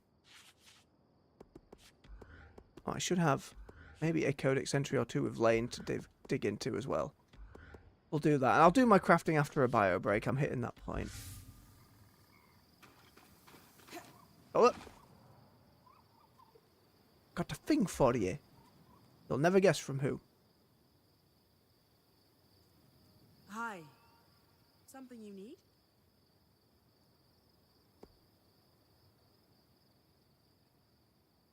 Some ceremony. Yes, that's what he'd want. No, Sola. The question is there something you need? And the answer is a most majestic gift from a renowned artificer. Well said, Bryn. Aye, I figured he'd like it. Energy.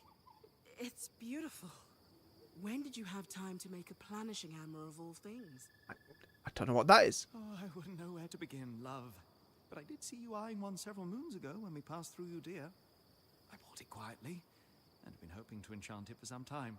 Our point was happy to oblige me with the materials needed. I wonder if doing the side quest actually gives me a tangible reward as well if it's helping her crafting. That's really thoughtful.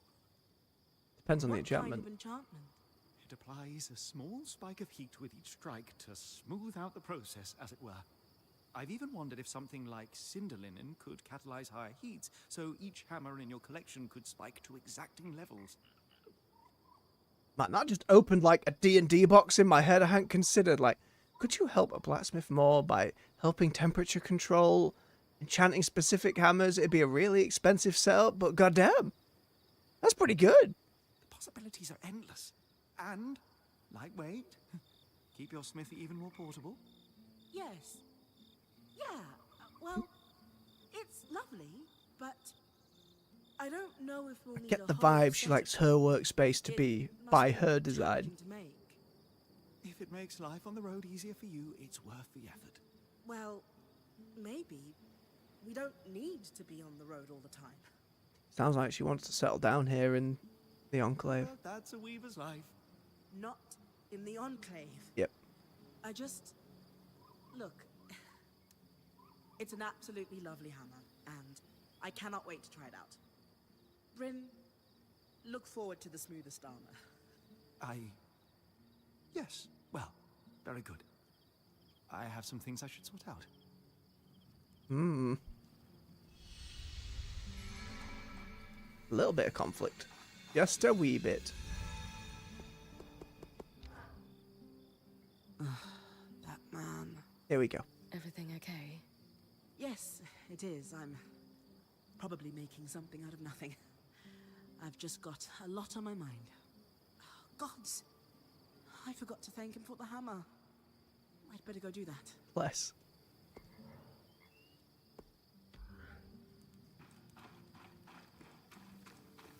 Almost all netted out. Oh yes, let's hand the one in for Lane. Cypher.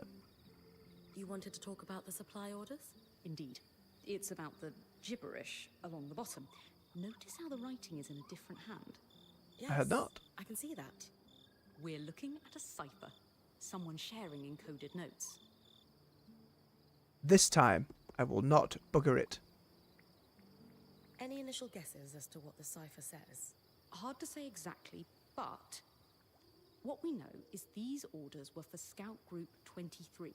So let's assume there is an organized group of Hearthsiders arranging these drops. At a guess, this was an unofficial channel of information passed to those in the field. Information that would be invaluable to us. Agreed. Why encode text if it's not significant? Nearly again. Nearly did it again. You're sure we're dealing with a code and not just doodles? While possible, it's not likely that someone would scrawl nonsense on the bottom of official orders. Why do so? To practice calligraphy? To refine their writing? Perhaps. Unlikely. But this is decidedly not calligraphy. Ergo, cipher. What's your background with ciphers, Lane? There's something of a hobby for me. Specifically, breaking them. A fan of knowing secrets. More a fan of information being shared freely. But also, yes, Also, yes. Udian nobility relies Puzzles. on them heavily, and being privy Knowledge. to the dirty laundry of the nobles is advantageous.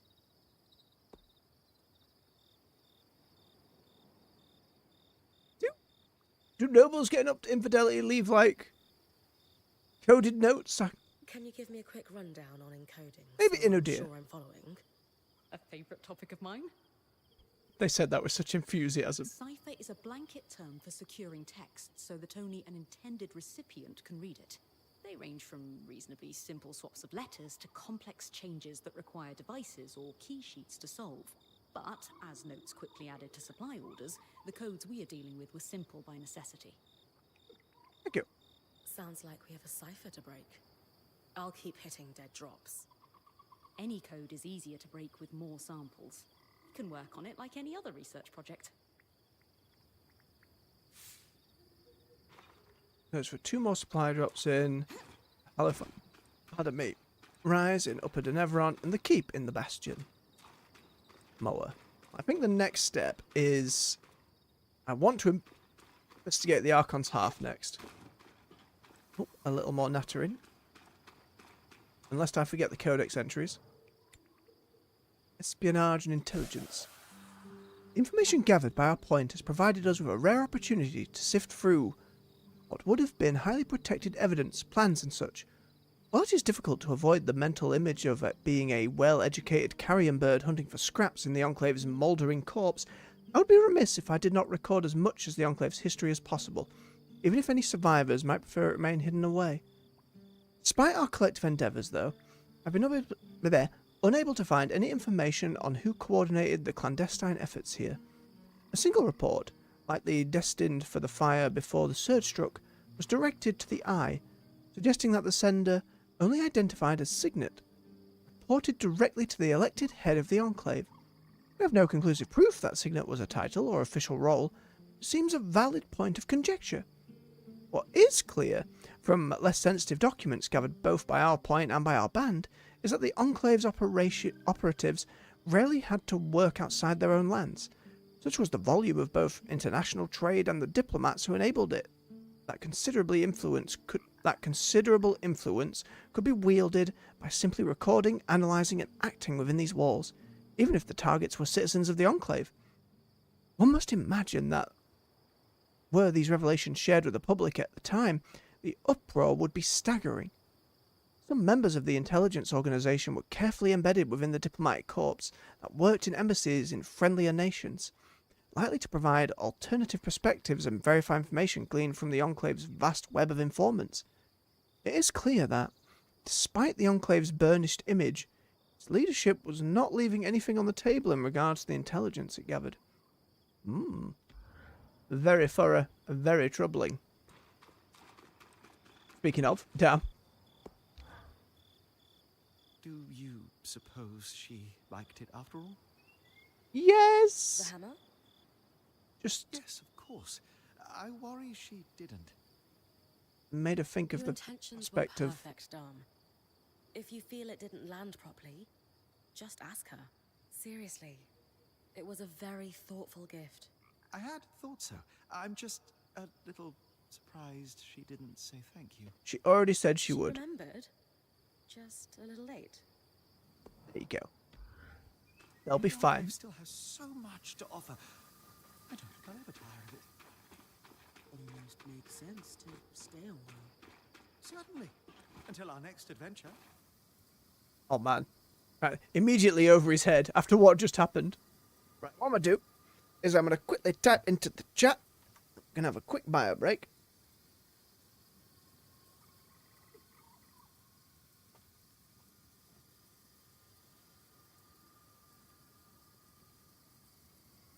Tappity, tappity, tap, tap. There we go. Alright, folks. Stretch your legs, refill your beverage. I'll be back with you in just a few minutes. See you soon.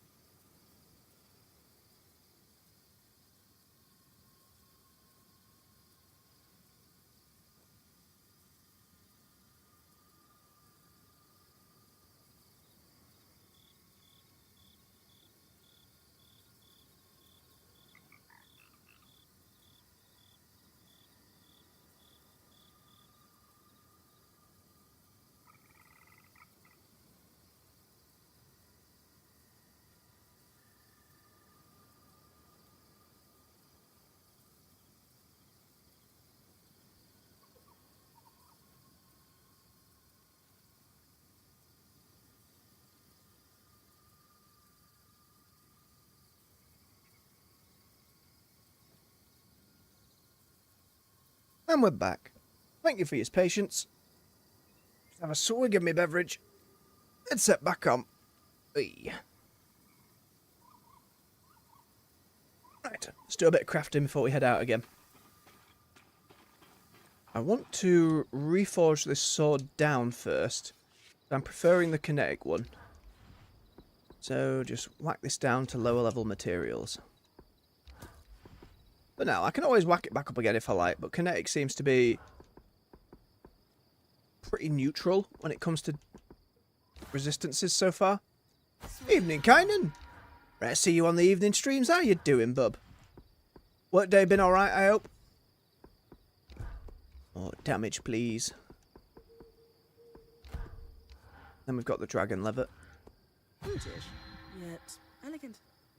Chunk of a sword. Right, how about for new armour pieces then? There were new swords and shields I could craft as well. Ooh. Concussive Flare and Avalanche. Which one do I like more and want to put the materials in? I can craft it at a base level, see what the ability is, and then have it be fancier. You can see the resources are changing the colours and whatnot, as well as the mats and its resistances. It's a very simple and elegant system, but I like it a lot. Hold for a moment, there we go. Flame Sword and Shield, a fiendish enchantment. When powered by the wielder's magic, the shield can plant a timed flame charge on impact. Push the foe away in time for an explosion. Isn't that getting the video? I love the whip it behind your hand. And you bat with the shield, hold for a moment, bang. Same charge button. Hold for the attack, release to bash and leave the lingering enchantment. Alright, how about the ice one then? Certainly going to do better than the mundane shield.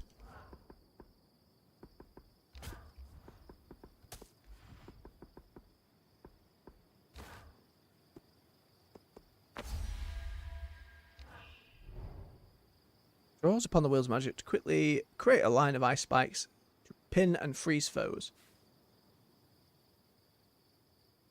Okay, in a similar way to what the greatsword does. I think I prefer the fire one. Much fancier. About the armour and weapons then. Oh yeah, that is straight up. It's got some weight reduction as well. But its baseline cold and heat resistance is higher than any of the others I've got. So which one of my other helmets has lower resistance? It's got 31 cold, 29 fire. So if I take this one down, I can use the circlet as my fire resist.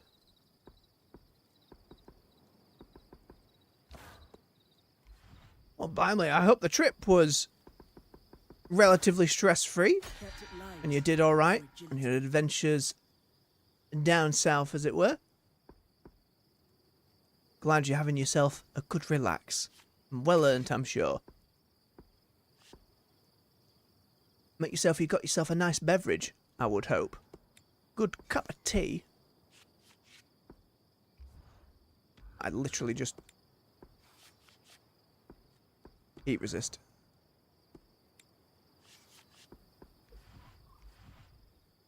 I'm enjoying it. There are some little bugbears I've got. Like the amount you can pick up in the inventory, even upgraded, is a little less than I'd like. When you die, you drop most of your resources, and that can happen from just kind of falling off a ledge, which is really annoying. But overall, I really like the combat. I really like this crafting system. And fighting on some of the big enemies is a lot of fun. Just to figure out the mechanics and to climb about on top of them.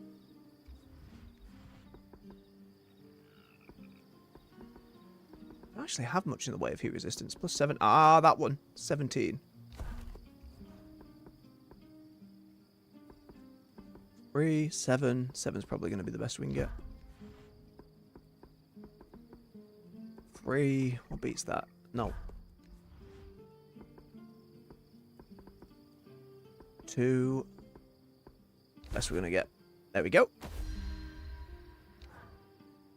I'd like a loadout system to swap these a little better, but otherwise it's alright. Same again with this piece. Lightest one, so we want the same thing.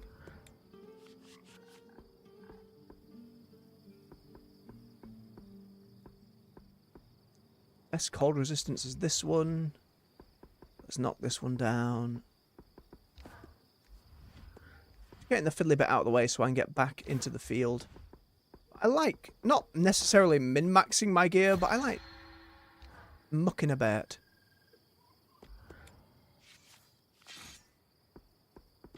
Just keep forgetting halfway through. Barely got the memory of a goldfish. Cold I'm going for.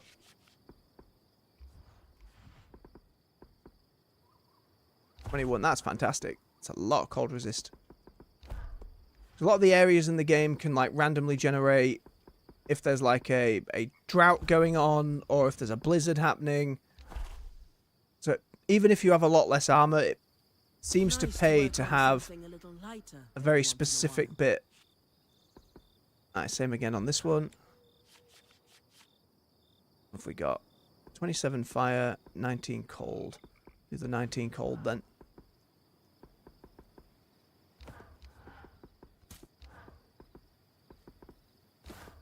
Pop that over, get the rarer material.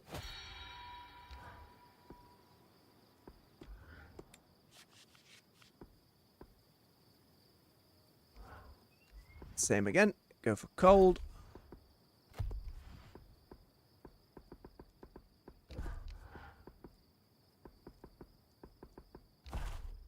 It's going Lovely. to look great.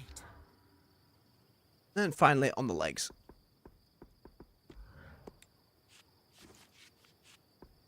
You get the magic system where you have like a fire spell, a frost spell, and a telekinesis spell, and the physics around combining them together I find really interesting. I'm still learning a lot about it.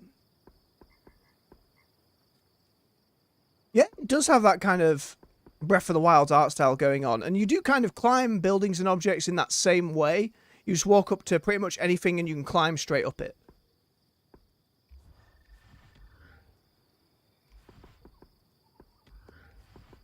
But again, other than sometimes yeeting myself off of buildings, works pretty well. And again, I'm still getting to grips with it. This one strikes a good balance. Okay, one more for the cold. Starting to run out of stuff. Might have been better to go for heat for this one, but it's okay. About the same.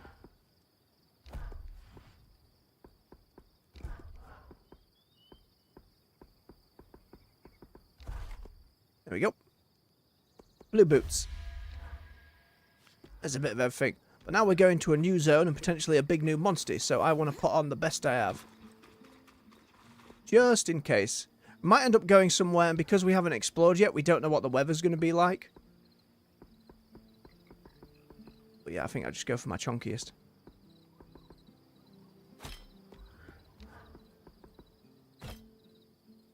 Again, how you craft it changes the appearance and look. Just in terms of the colour layout and such.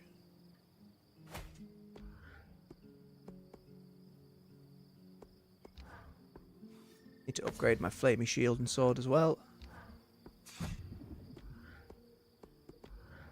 Okay. Much chunkier.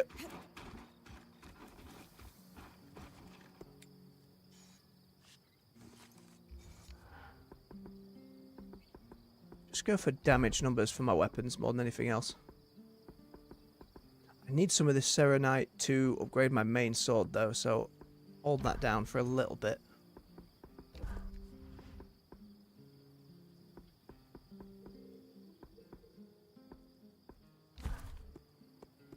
No, it's on all of them. It's on Game Pass as well.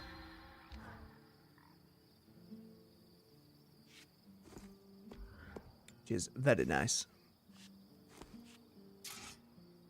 Oh, I need more of that specific linen, which I think's from Big Ark fella. Can upgrade some of the armor pieces though. Most people couldn't even stand straight wearing one of those. You, however. Can't you upgrade the forge for anymore? This is my main like fighty set without Most environmental people stuff. I want it couldn't stand upgraded. Straight wearing one of those. You, however. Does consume my Drake scale, which is a little troublesome, but it's fine. And can I upgrade any of the resistant stuff, I can. It's going to look great. Just little bits here and there. It's going to look great. And again, I can get back most of my materials. I don't think I get any back after upgrading like this, but for other stuff I can. It's going to look great. There we go.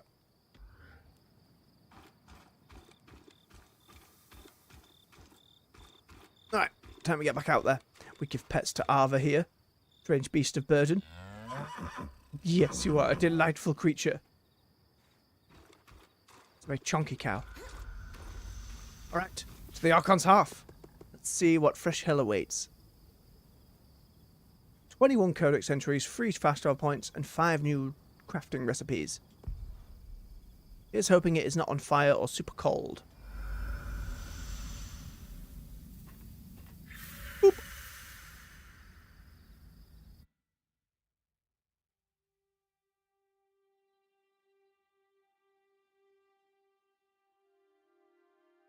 Where am I?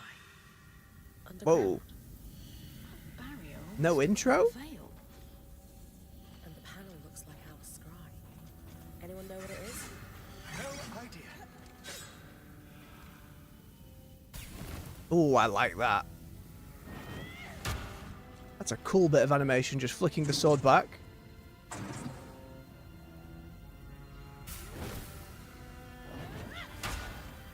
Nice. No me, though. I love me great swords. And they feel sufficiently chunky. The base combat system is pretty straightforward. There's only a few little combos. Well, not even combos. There's like one string of combos and a couple of other hits. Like, nothing crazy.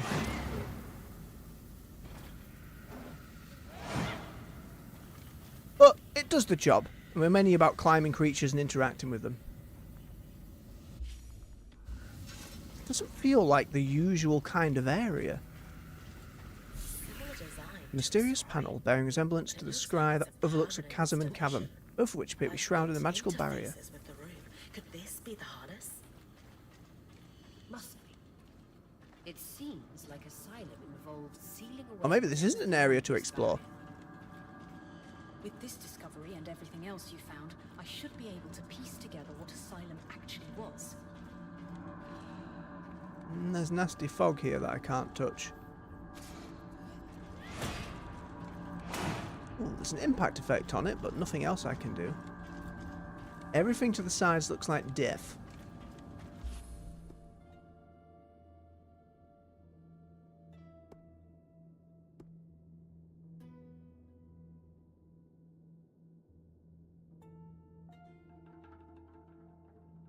Okay. Need to complete the others then before I actually come here. What's the next one? I need to go up a Dynevron. Need to go to the Bastion. Need to go back to Dredge's Mouth. I'll go to the one that doesn't have a heat or cold effect in place at the moment. Miasma. Miasma. Miasma. Lower Dynevron's clear. Flash freeze in the Bastion. Yeah. All the areas have nasty stuff going on.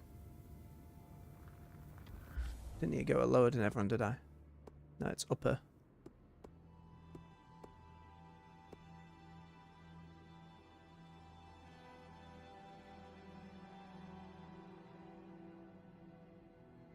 I need to go back to the... I do need to go back to the lower one as well for that place. It is clear and there's a living flame arc there. And I need to get one of those. So I'm going to head there first. Let's see. At the Broker's Arch.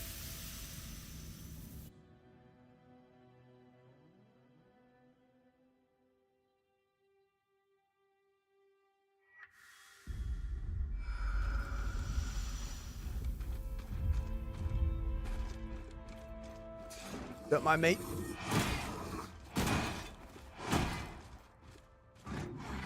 Vegas.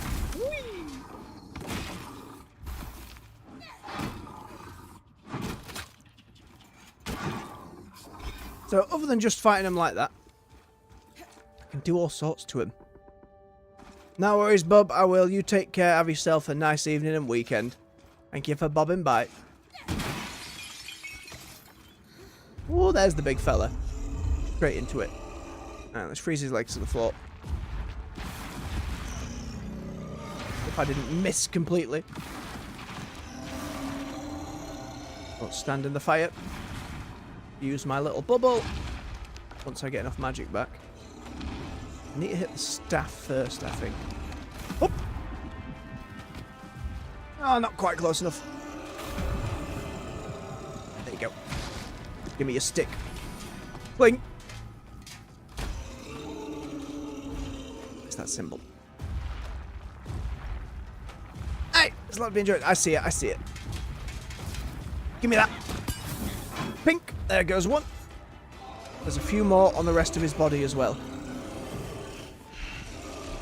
Can do stuff like grab this ice and chuck it up at him.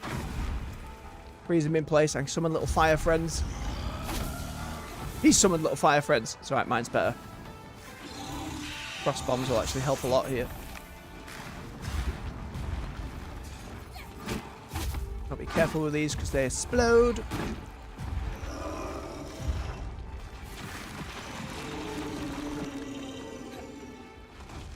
Yeah, little pads on the back of his legs. Oh, no, I had it.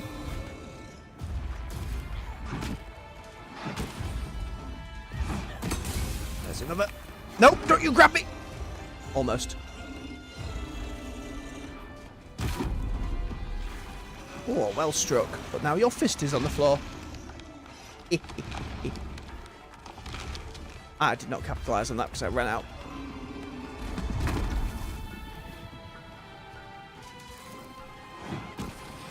Blink.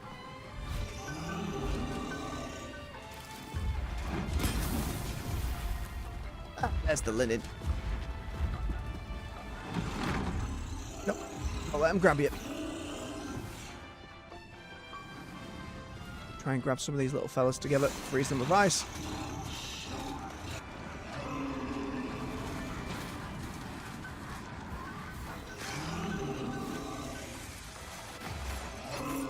Oh, don't start climbing that.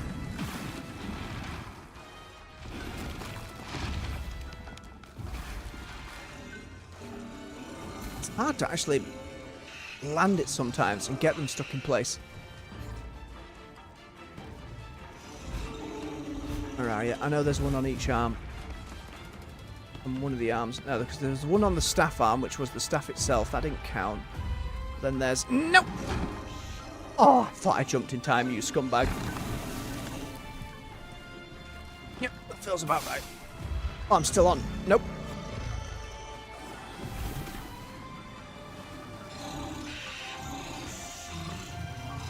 Wrong button. Hey, I just wish I could kind of nip myself to something. Oh, wait, he swung with it. Like...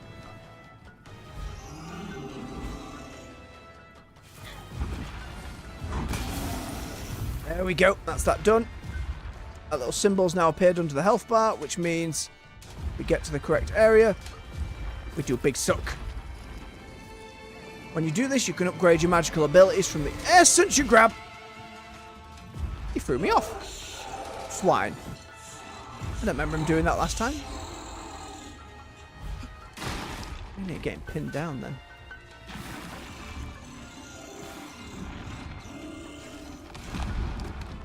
Quite. I'm gonna heal up first.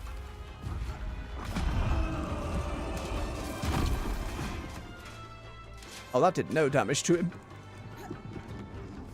Like, it's alright, Bryn. Just legs flying all over the shop.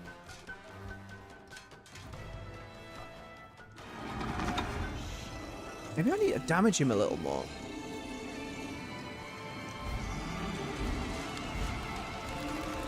Nope, I might have it. There you go. Now, killing them this way doesn't give you as many materials, but lets you upgrade your magic. Another flame strand for your mantle. Now, I did get one piece of the file in him we need, so I assume if I kill him without doing that, I'd get a couple more. Especially if I break more body parts. Right, what was I after?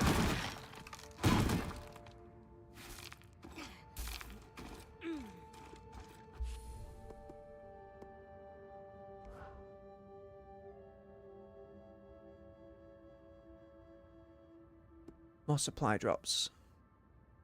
Oh, and that's then made this quest. Damn, I got confused. Alright, I'll just head back to Upper Dynevron from here then. If it's on fire or frosty, so be it. I want to wear my heavy armour. I like wearing it. I will deal. Wasps. Wasps couldn't get any worse. Let's give them fireballs. That surely wouldn't go well.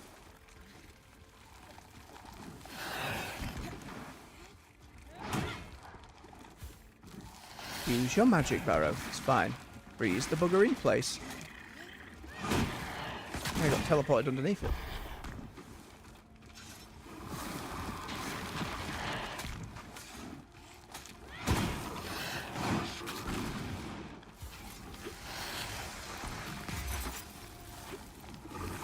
I've still not got these little ice bombs down properly yet.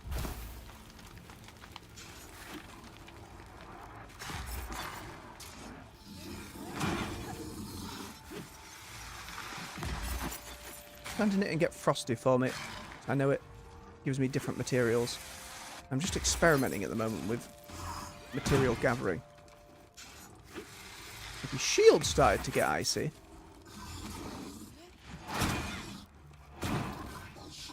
I need to upgrade this stuff more. Oh, I need to try upgraded flame, actually.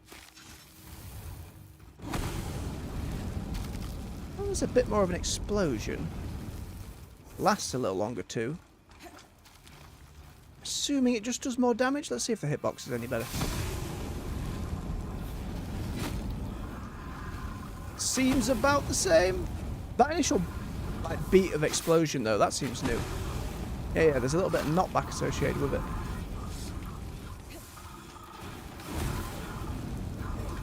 Certainly helps.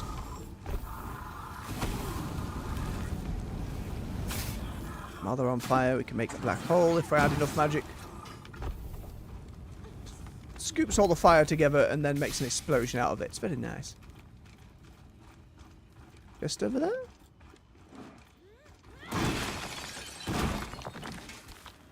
Ooh! Codex entry. Detailed logs of trade, tariffs, bribes, and excruciating detail. More stuff for me. Oh, can get rid of that brown linen and get the nicer stuff.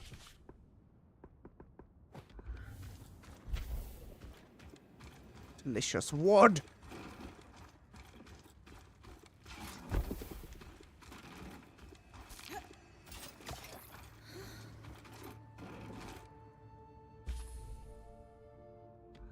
Okay, I just need to head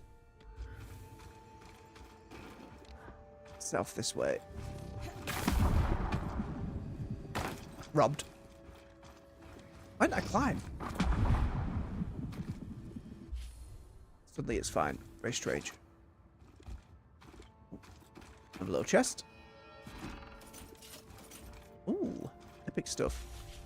Drop some garbage. I've got plenty of wood at this point.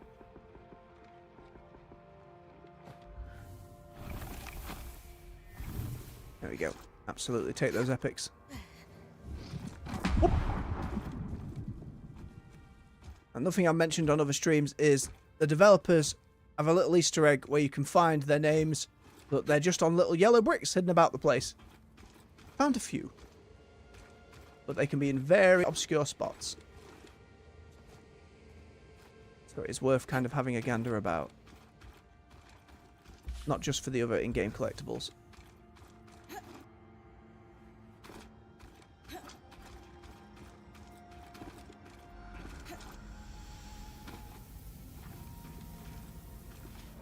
Okay, so I want Upper Dynevron, which is an Earth one. Or I want the Bastion, which is frozen, but has another Drake. And that'd finish off my fire upgrade. Pardon me. Depends how much my asthma's around. Let's go have a look. Where would the big fella be? I think it's probably best to go on this side, because he's likely going to be in that atrium.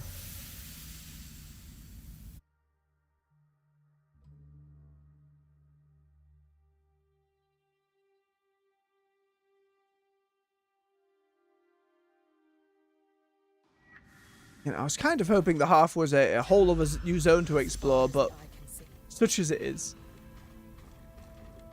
I want to know.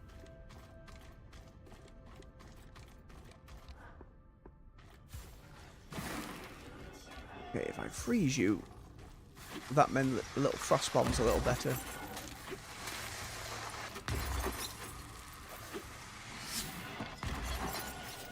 Still dropped the same stuff.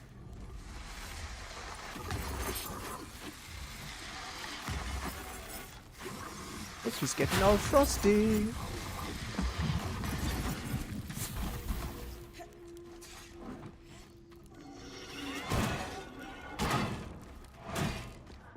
These archers always just sod away, so same again.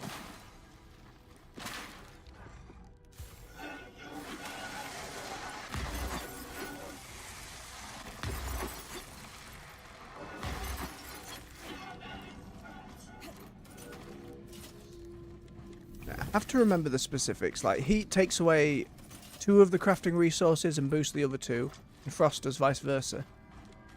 It's which 2 I can't remember, like if I needed to target farm something, bear that in mind. It's not like there's like a...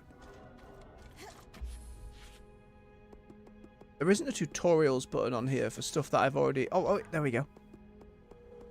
Ah! Oh, is there going to be one for my specific... There is! Oh, I wish I'd found this earlier. Tap right trigger to detonate.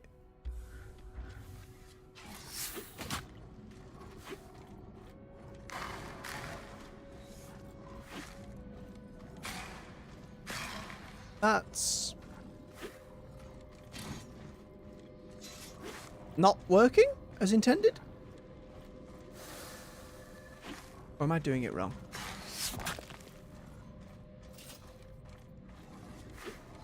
I'm just kind of throwing it again. I'm trying to tap. I assume by that little clap noise, that's meant to be it, but sometimes I'm just very gently tapping and it's just throwing it again.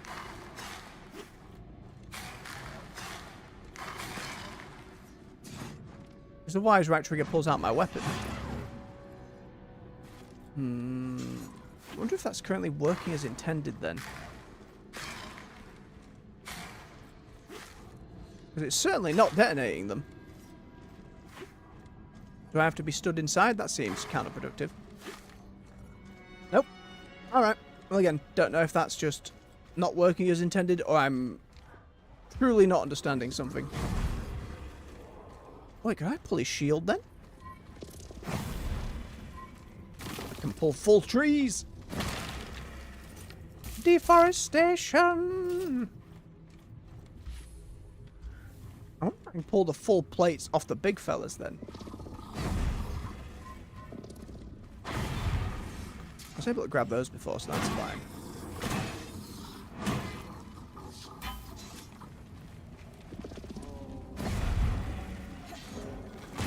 Big fella nearby. Still wish that brought them a little closer.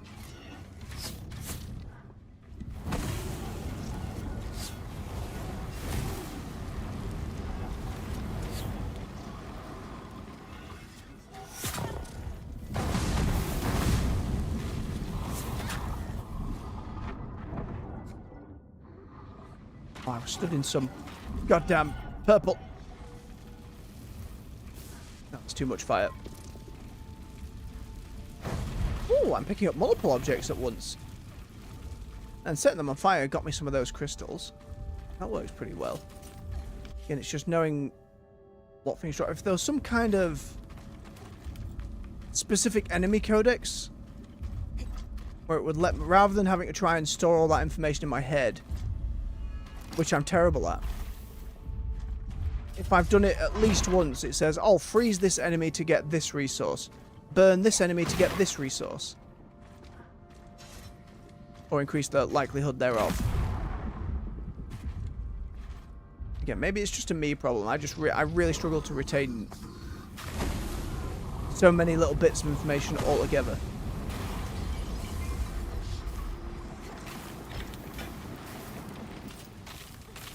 Too much fire. Followed by more fire. Where are you, big fella? Oh, hello, hello, hello. Quest down there.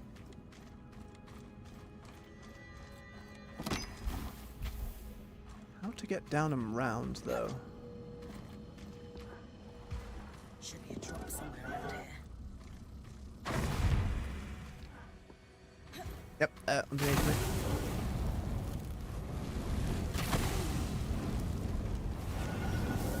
Where have you gone? Sometimes losing track of enemies. Oh wait, is lock on the way to do it for these? It's keeping me at him. Something else to consider. I haven't really been using lock on in combat that much, but if it helps with the hitbox. Let's see. Supplies. Another computer password. More orders. What's up? Drops will be assigned to specific teams that contract individually to deal with recent concerns. That's boss talk. We're watching you because someone had their hand in the cookie jar. Not the cookie jar.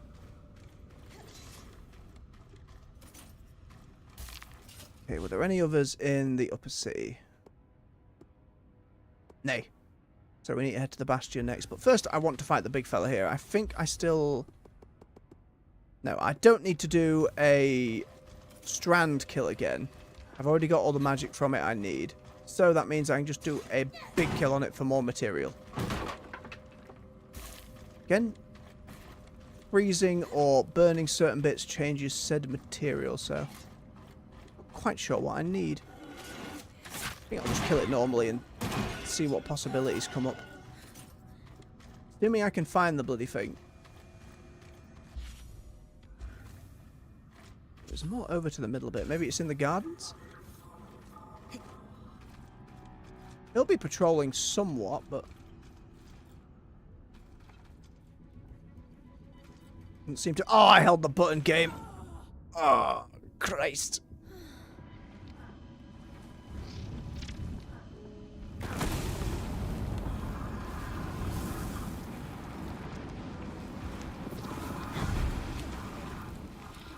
Everybody explode! Don't quite know where the bodies went, but that's okay. Didn't all go down, you jammy cat.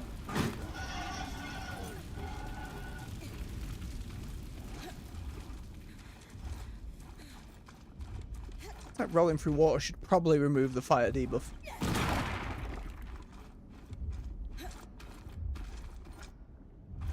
I can hear Stomp. There you are.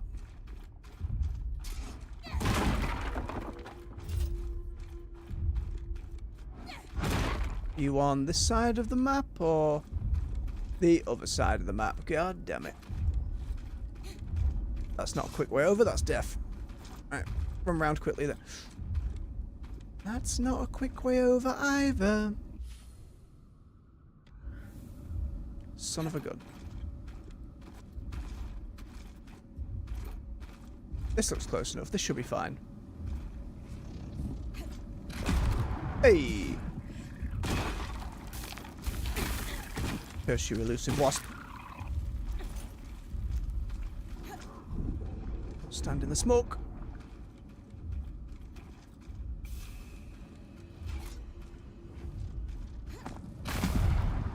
Right. They're around here somewhere. He might be rotating around, but I think I'm fast enough I should be able to catch up with him. In theory.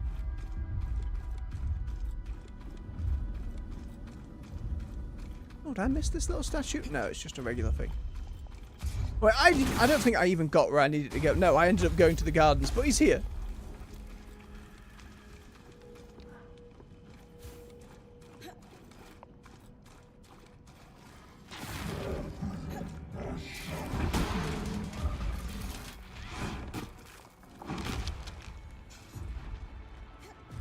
Break off your leg guards.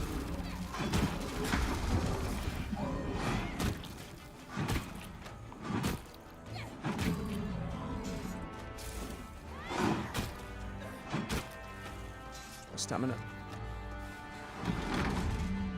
I tried for the grab.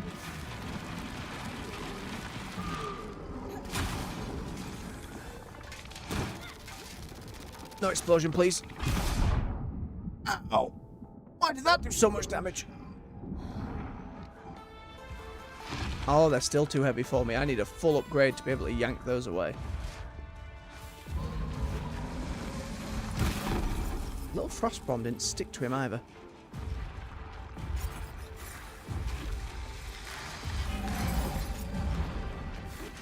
Oh, look, it is making it brittle though.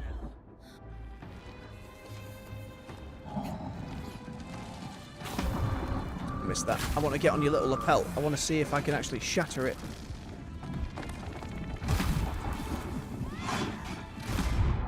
Nope, apparently not.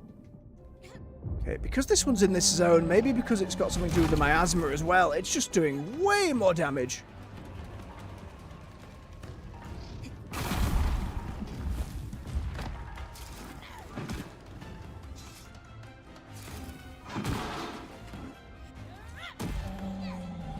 Fling. Nope. Eat it.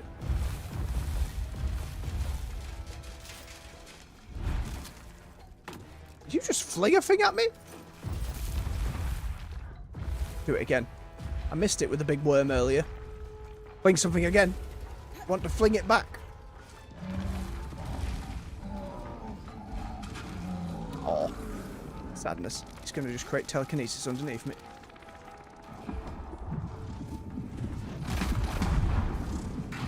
Got your armor.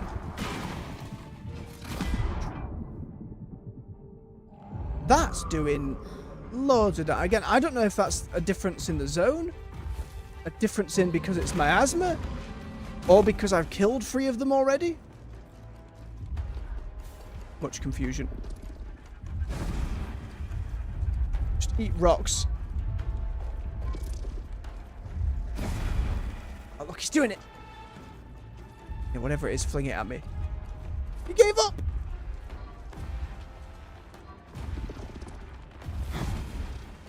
I am missing. Trying to hit those little nibs.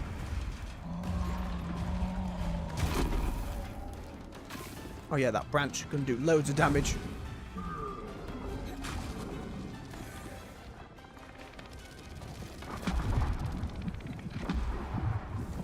Oh crap, I forgot. I don't have any more healing potions.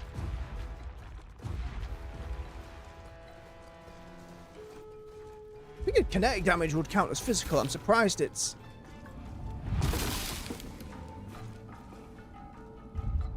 I missed him doing it. God damn it.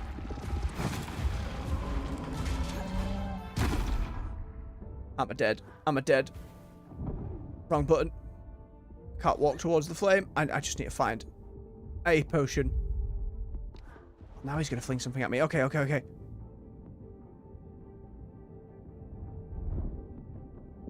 Got it! I didn't quite catch it quickly, but, you know, it worked.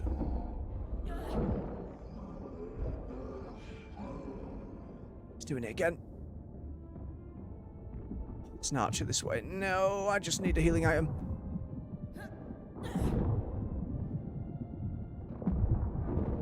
Please? This game has been so generous with the healing items, and now... Hold on. I will hit a lance and explode and lose so much of my stuff. Why was it so strong?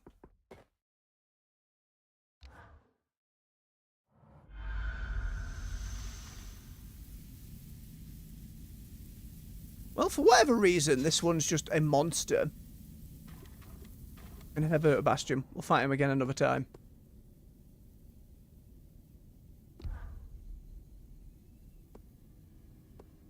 The gate.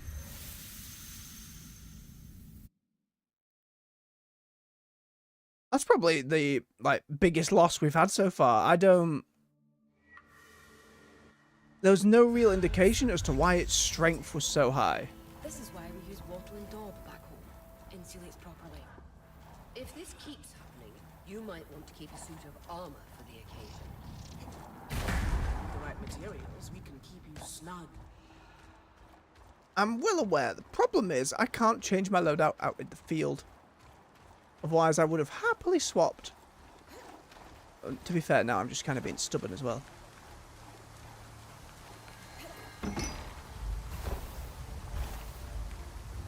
Dragon not over here. Figured it would be if this is where the birds' patterns were. There's a glowy bit I can see just there.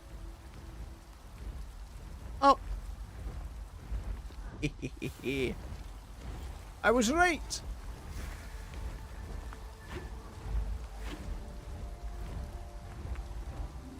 Hey, Drake. Too early. I didn't restock my potions. It didn't restock my potions. Oh, big mistake. Crap.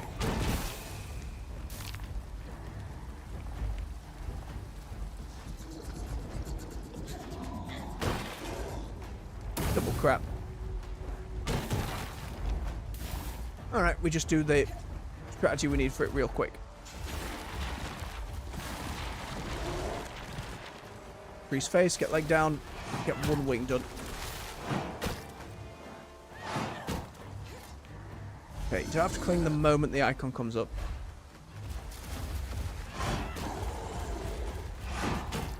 Just big charged hits repeatedly. There goes a wing. Okay. Good start.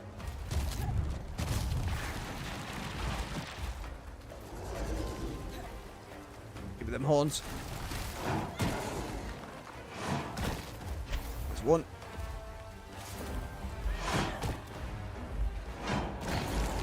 There's two.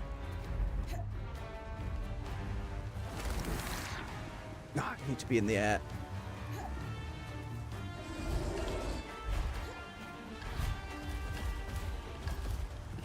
Re-get my stamina by jigging on its back a little bit.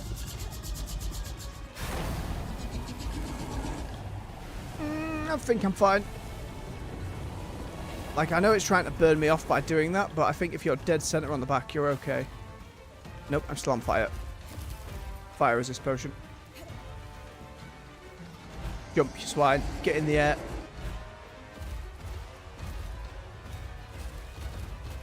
I'm not letting go. Get to the sky. Just moved.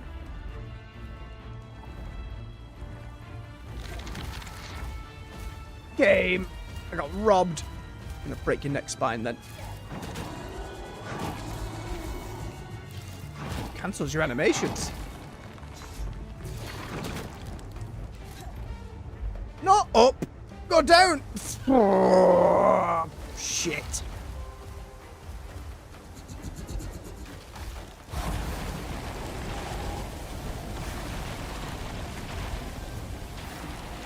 Just chucking more ice back on itself. Right on your nose.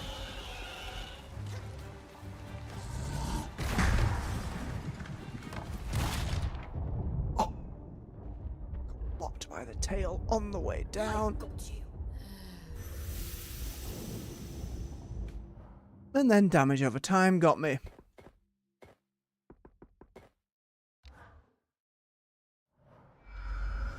I'm assuming he's still up there. I don't know if it will heal him, grow his bits back. I just need some potions. In the harsh weather, are potions just rarer? Is that...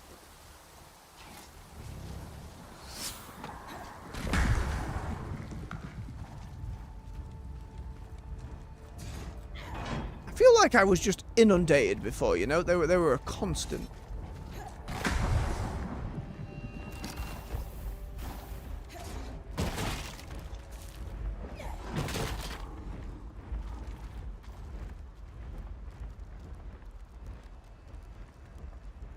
The arc on its back still going, and it's missing the horns. So that's a plus. wonder if it's scale still up and over there. No, it's like the ice has frozen the supplies, quite literally.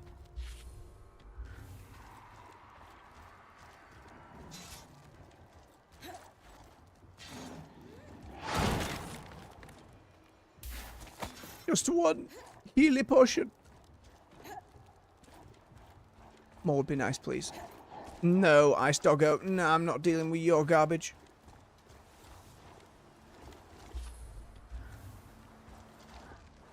I'm gonna go over and around. Or I would if I didn't just completely biff it. Is the cold stopping me leaping as far?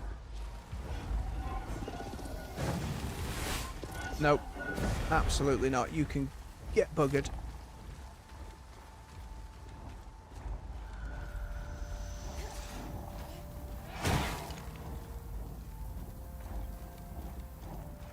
Please, game, be kind. Well, I just want some healing items.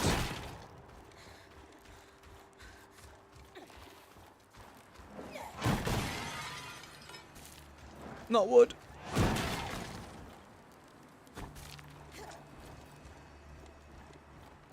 There's a glowy noise down there, weirdly. Why? Is that what I missed down here?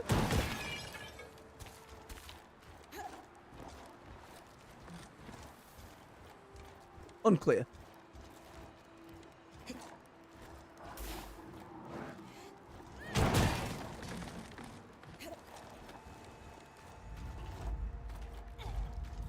At least get back up to where the dragon is. If it's kept the battle damage, then all I need to do is get on its back, and one potion should be enough to handle that if I don't make any stupid mistakes.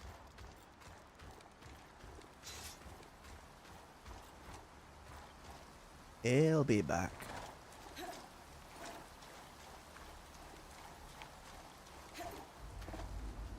Something about me getting up there, was there, game? I don't think I tried.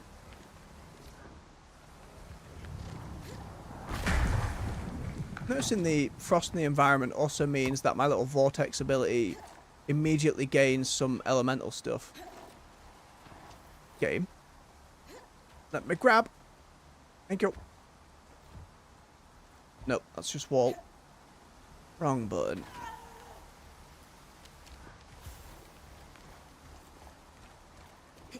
Alright, come on, Drake. Come on back. Because otherwise it's going to be all the way at the keep, I assume. I'm going to have to fight my way. I'm going that way anyway, but I don't want to walk halfway there for the Drake to turn around and come back this way. Which, knowing my luck, is more than likely to happen. Oh my god. I don't think I even saw that in the frost last time.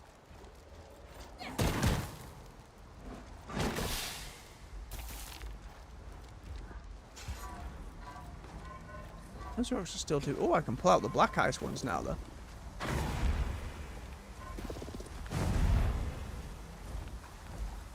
wonder if they do bonus damage. Aha, there you are. Your wing seems better. Son of a bitch. But your horn is gone.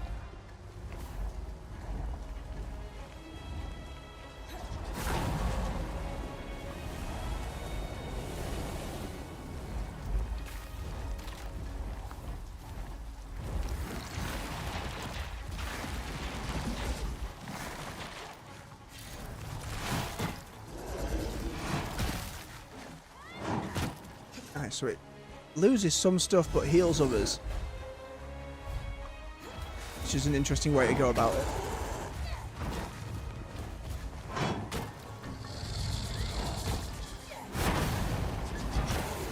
Right, there's the wing.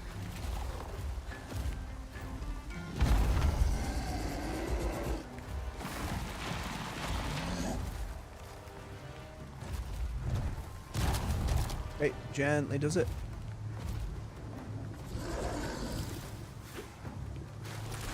Crossbow, you make no sense to me. Okay, there it is. Revenge. Swine.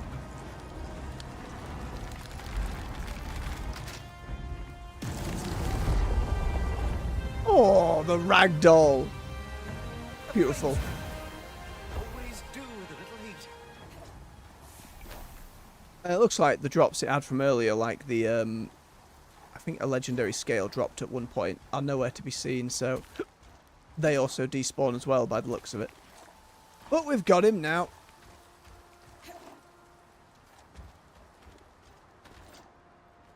And we just need to find what we need for the quest. Heading towards the keep.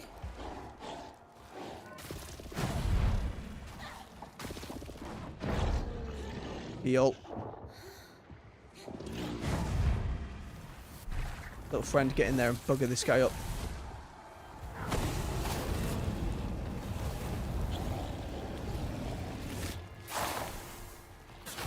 I hate this ice damage. The tick seems worse than fire.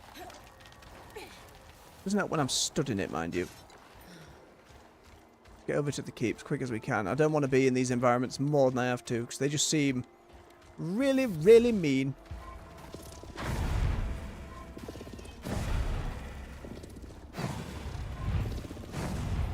Some pushing in here. I assumed.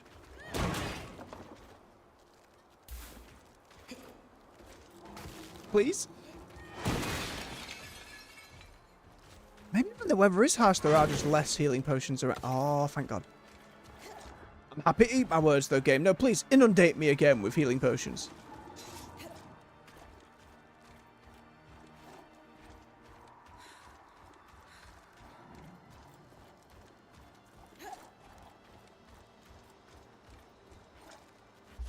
Are we off?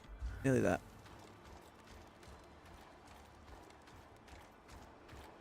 I assume it's going to be on the inside.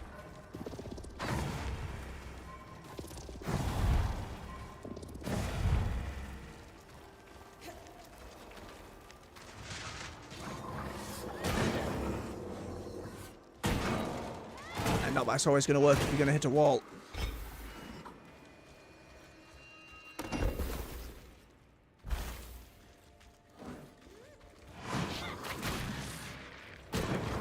Did you just get his ice from the environment? Pretty cool if that's the case. Oh, now fire as well.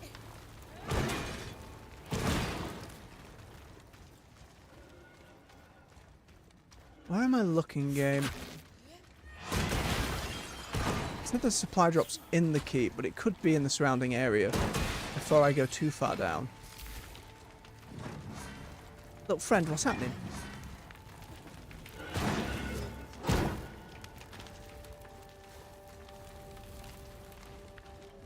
Yeah, I don't want to go down the elevator just yet. I'll double check in the courtyard and on the roof first. Just in case. He's kind of got his hands up like, I surrender!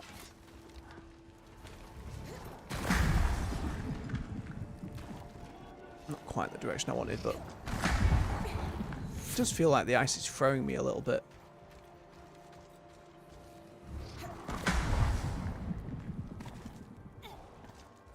Not seeing a quest icon pop up yet. Check further at the back. Just in case. I don't want to go all the way down to the basement where the fast travel is, only to find I have to come back out again.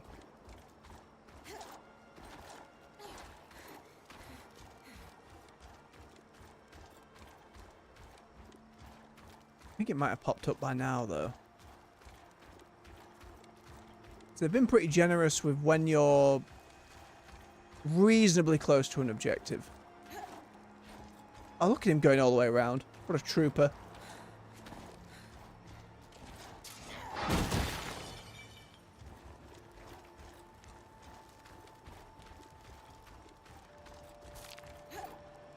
Oh.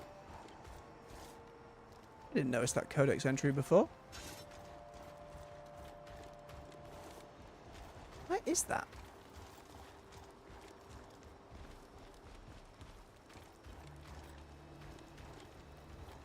What the hell? Is it floating above the giant? How on earth? Is it bugged out and it's meant to be lower down?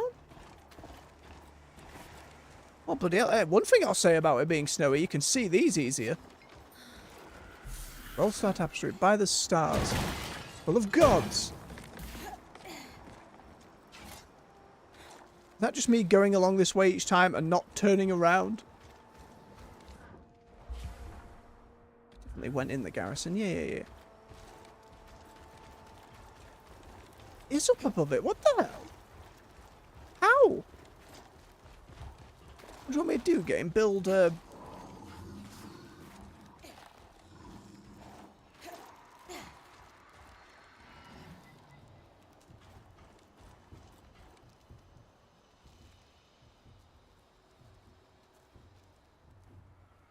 Is it bugged or is it genuinely...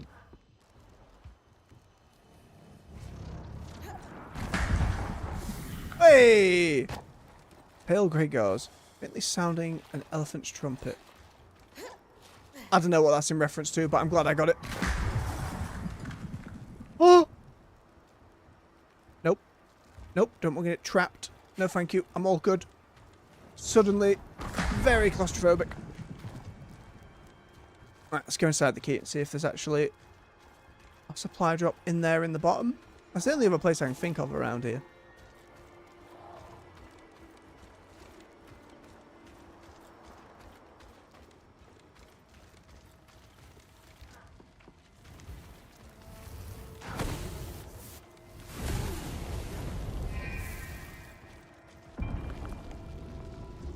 Oh, you're right there, Cape. Our mantle just having a moment. It's alright, it'll pass. Nope, I'm not worried about burning you right now. I'm just going to do you in.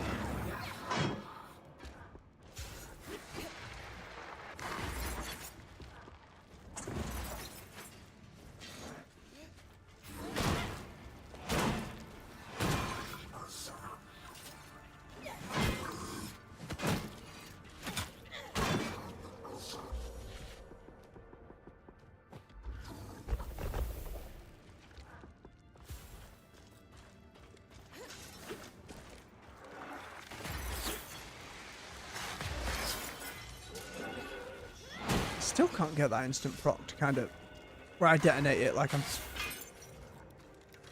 fiddly.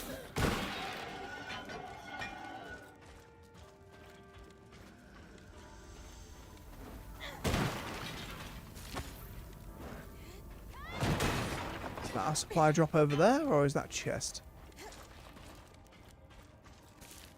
That is chest. Damn. Right, not in the basement then.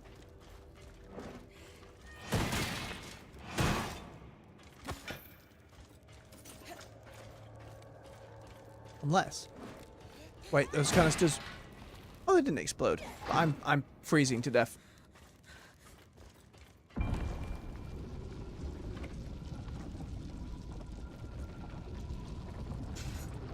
Thanks, game. So not in this basement, however. Should be a drop somewhere around here. This basement, there we go. Wait, hang on. If I just break the door, is this strong enough now for me to just yeet the full door? Not quite.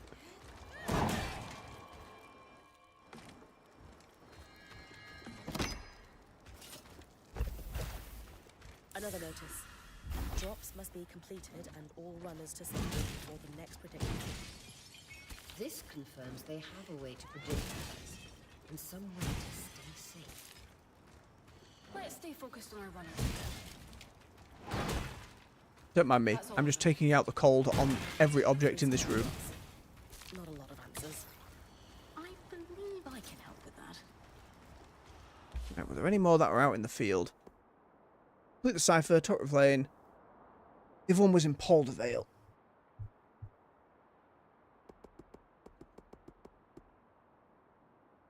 Oh, I still need to do some shopping for Casmin.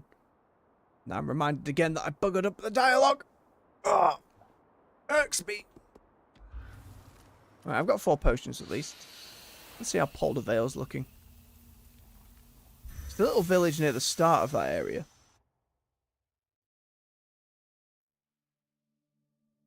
Let's see what big enemies in there as well. Oh, never mind. It took me all the way home. That's okay. Can work on it next time. I'll just head out there again now. Do it real quick. See who's there. I just don't want to miss any combat. I can't imagine I miss... It's a bloody drought. And it has a frostbird.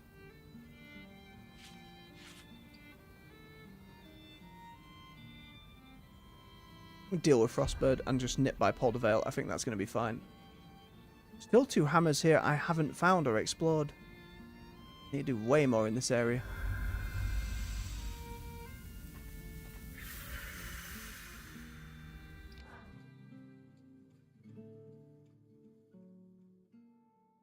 So for Icebird, if memory serves, similar to the Drake, you disable 1 wing, but then to stop it throwing you off, I have to damage both feet. I figured it being drought would un-ice the area. That's a bit jammy, game. That's a little bit jammy. Alright, where's this bloody bird before I get into Paul de Vale?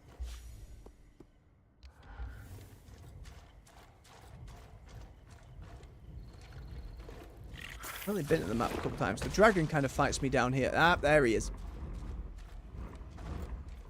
Come here, burb. No, lizard. Bloody chameleons. You're gonna be spitting poison at me, and I'd rather they didn't.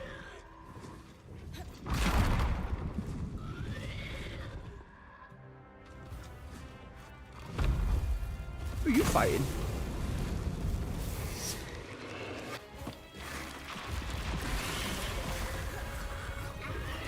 And here I was hoping I could freeze its beak shut, but I think I kind of just missed a little bit. My own ice wall locked me in there. That sucks. I feel like I shouldn't have used my Frost Resist either. I'm probably going to need it for the village. Okay, game said damage the feet, so...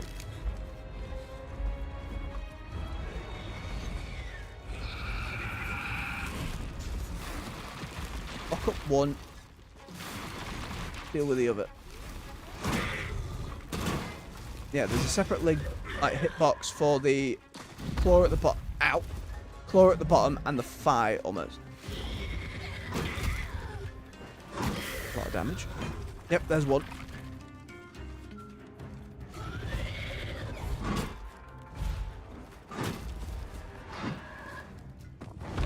Too late. Heal, heal, please heal. Look at my little fire sword I haven't been using.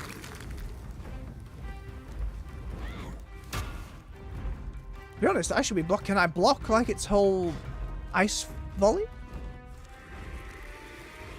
Or is it going to do the bottom one? I can kind of block it all. It's hard to see. That's pretty good. Dude! What are you playing? Nah. Be gone. Bird. I missed!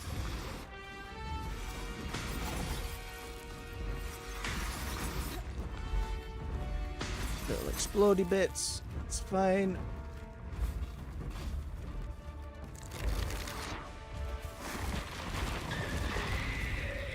Get that wing there. Start chopping. Hey, that worked alright. Okay, now to break singular wing.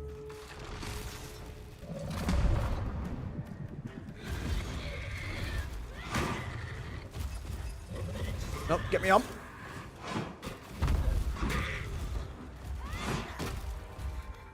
Ran out of stamina.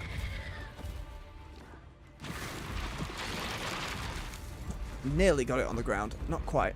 Swap back to shield. I need to be weapon swapping more. I think that's the answer.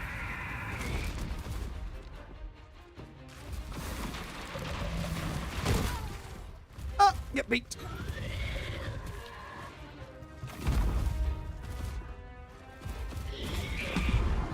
Overdid it.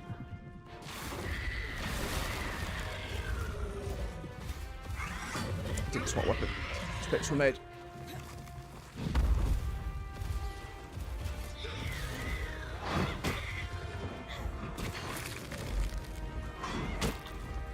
quite. Don't you drop me off this map. There we go, there we go. It's all cracked and stuff. Did take me down the mountain. Come on then. Give me that back piece. Go on, fly. You know you want to. No, proper. How did the other wing break? It happened again. Does breaking one break them both? Like, what am I doing wrong there, game?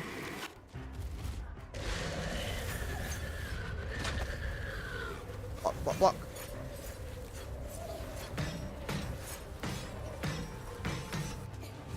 A little fiddly with the camera, but we got that.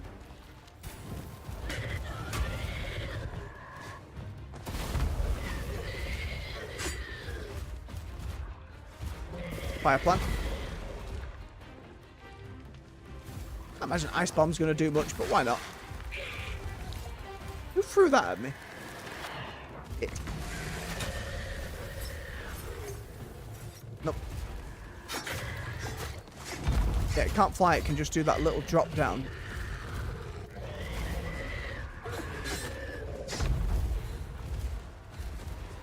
Wish I had just a little bit more stamina. I don't want to have to make an armor set that's got a garbage armor just to have more manageable amounts of stamina.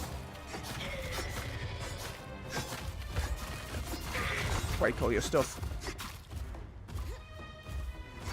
Break all these bits. Cancels the attack animation. Oh, not that one apparently. Maybe I just have to injure the bee and pray the wings don't throw me off it in future.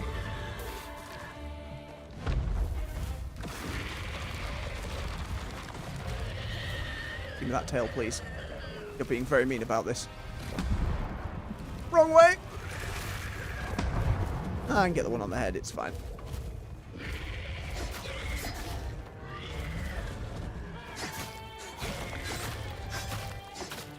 Not quite hitting it. Fling gently. There you go.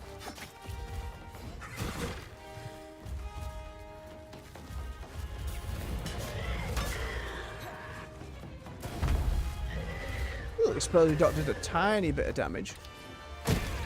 Ow. I put one of them black holes on you, right? 2 of them, and then set them on fire. Will it still do the bomb the base spell does? Ooh, it does! Learning. Oh, but they both cough magic meter. Right. Please don't peck me to death.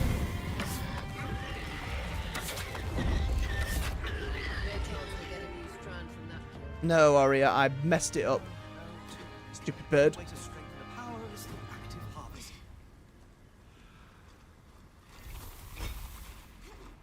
Didn't even get any fancy resources.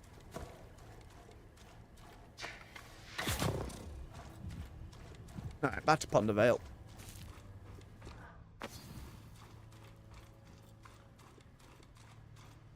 Thinking maybe having my sword out helps a tiny bit. You know, maybe holding this actually gets me through the cold a little bit easier. Probably not, but I need to kill some of you for that quest. How many did I need? Hide off fur. Hide. 5 more. There should be enough of them about.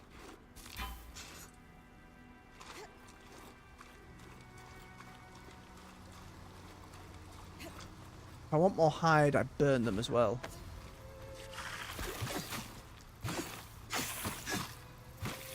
Hate you, lizard. You're a scumbag, you're a swine, you're a sneaky devil, and you're not my cup of tea.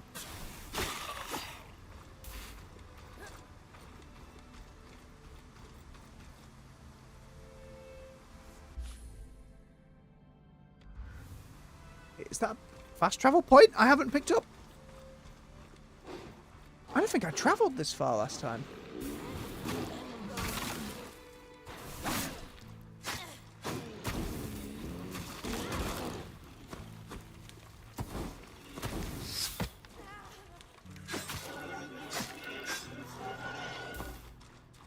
be sleeping on the sword and shield. It still works really well. I so much love great swords. Mind you, after I did the great sword in Monster Hunter, I ended up going to switch axe and then to sword and shield, so... Design coin. Stamp pattern folds in on itself endlessly. Yeah, I must just not have even explored around this bit.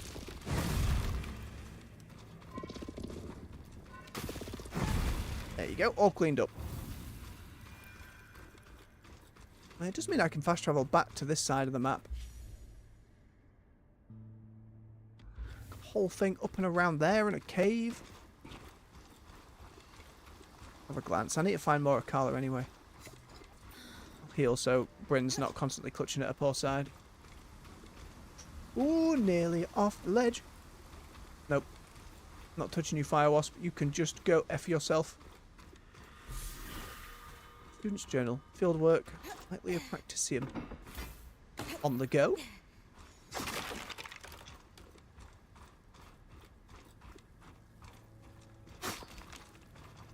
I thought I saw invisible lizard. Sleepy eyes deceiving me. Hey, doggos, come here. I need some hide, please, which means I need to burn your fur. How do I only do a little bit of damage so the burns guarantee, though? Oh, they didn't drop any fur. So maybe if you kill them with the damage type, but... Still hard to say. Mortal uncover.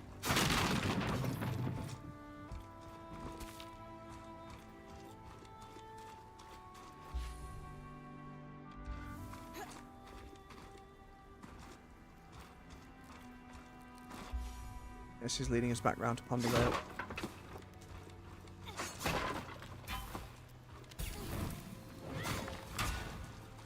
Okay, Fire Swing not really helping me. Fire in general not really helping me. Don't have any more Frost Potion. God damn it.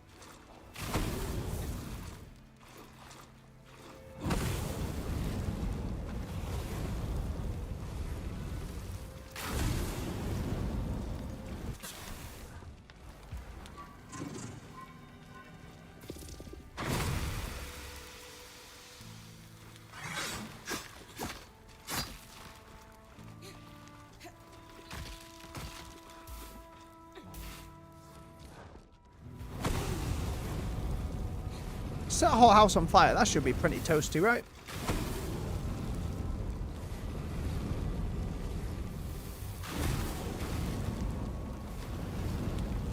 I guess I just keep burning as I go.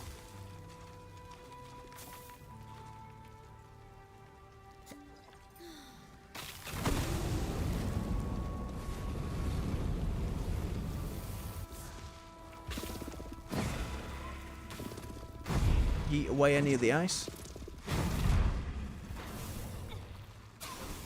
Oh, that buggered me magic-wise, though.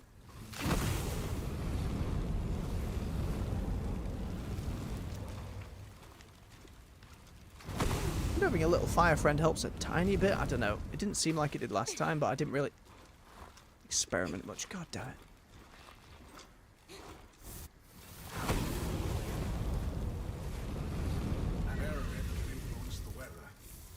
Certainly why things are frozen over. Oh my god, can we just remove it? Malfunctioning then. Indisputably. The ice buildup must be causing a cyclical localized reaction. Sure. I'll take care of it. Good idea. Swampy environs and intense cold is bad even for Enclave parchment. Best to lower the risk.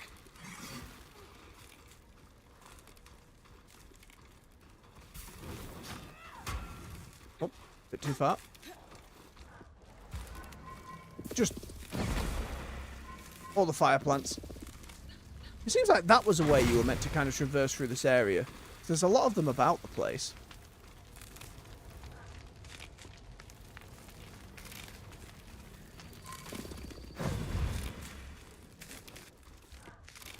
Get higher up.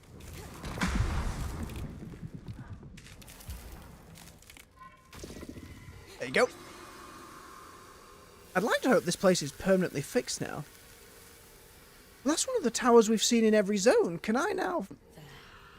Already warming up. fix those in every Hope I zone? didn't damage the priceless artifact too much. Can't make an omelette, as they say. I mean, that'd be pretty cool. Maybe that's why I haven't found some codex entries, alright? I know I just miss them a lot of the time. A lot of notes here. Water damage from the cold and melt, though. Let's see. Materials. Ooh. That's how you visualize a pattern. What a furry bit. Marginal notes. You'd think that would have high cold These have to resist. be from Lucia. Ah, she mentions a flood in the later passages. Sev and I will look at these together with the book. See what we can learn in context.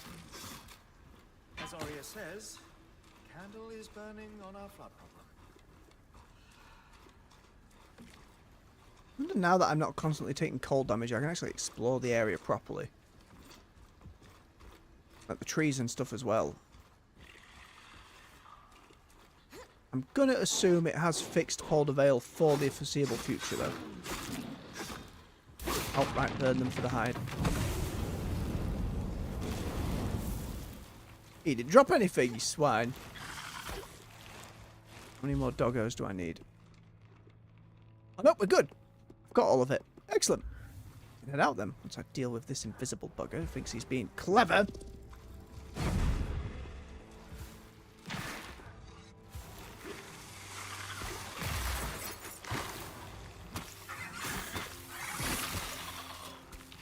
And his mate. Here we go. I wonder if this is like a stance with the magic on the sword there. Am I blocking when I do it?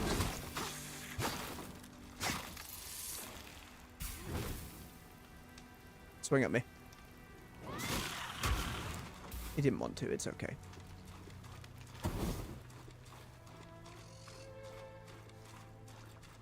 Alright, we've got everything we need. I think we're going to head out for now. Oh, hang on.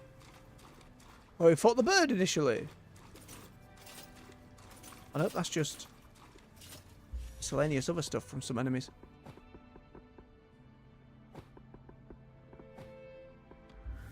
That was the wrong one to drop. Fine.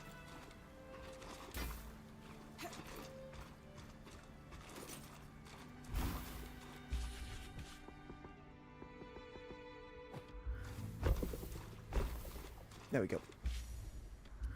Alright, let's get us back to camp. Check in with everyone. And call it for the evening.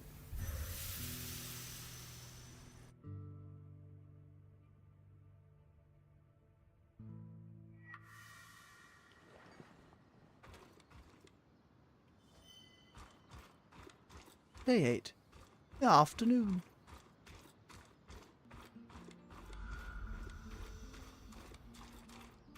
Oh, hang on. Before I natter on, I just want to check that new craft.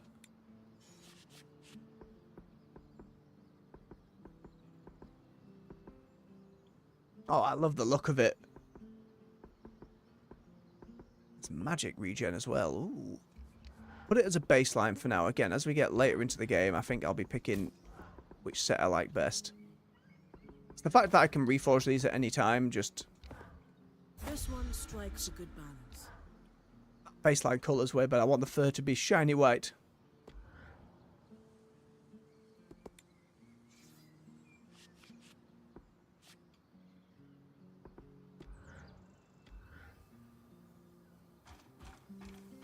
Right, Jasmine first.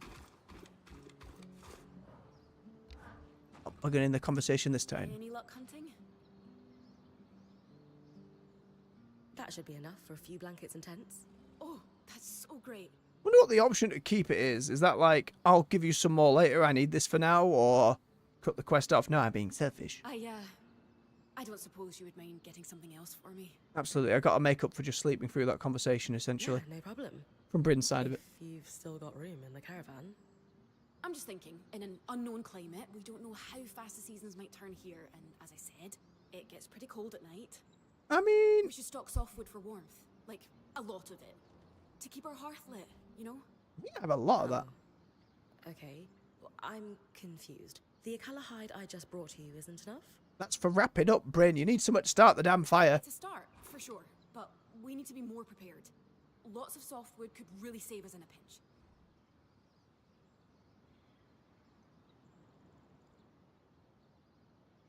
You're right. I've been bringing you all this stuff because I thought it would help you feel better. But honestly, you seem even more anxious now. Are you all right? No, I'm fine. I really am. I just need to make sure Oh, that the we tear is in the eye. Right. It's just... I'm trying to make sure you're okay. Please. I really need your help with this. All right. I guess I'll be back then. Thanks, Bryn. Come back with it soon. Yeah, I think I have loads of that stuff.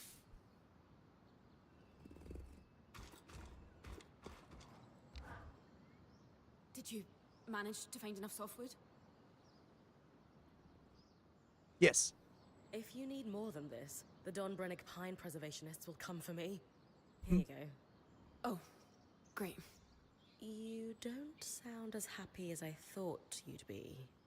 It's just that what I'm realizing is the Weaver Band really needs Drake scales. Drake scales. Like, give or take 90. to be safe. 90? Alright. And now we're taking piss. Now we're taking piss, aren't we? 90 Ash Peak Drake scales. I get maybe one a fight if I'm lucky. Yeah, not the easiest thing to get, but maybe instead of fighting drakes, you could find one of their nests. Voice actress losing it. I think they shed, right?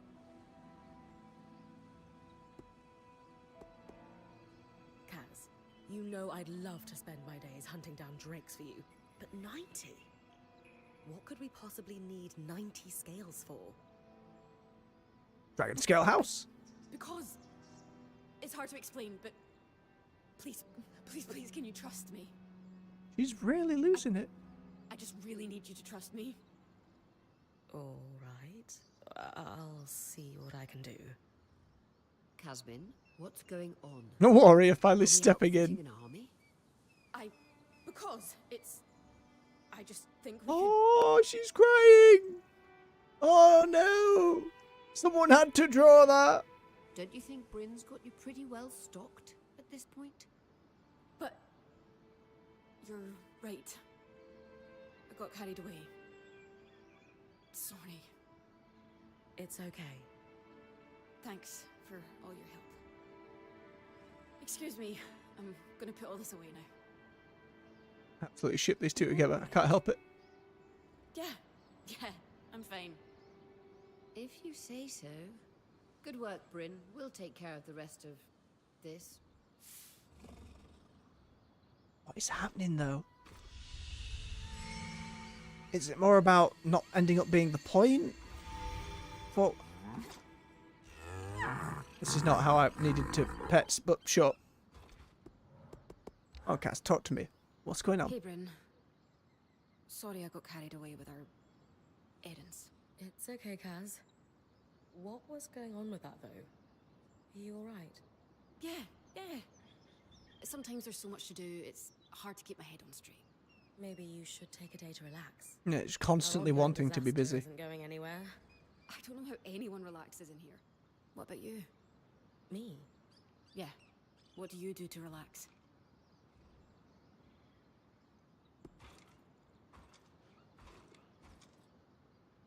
I'm not going to say go take a walk with little dangerous beasties, but try drawing first. I've always just turned to writing or drawing to process my feelings.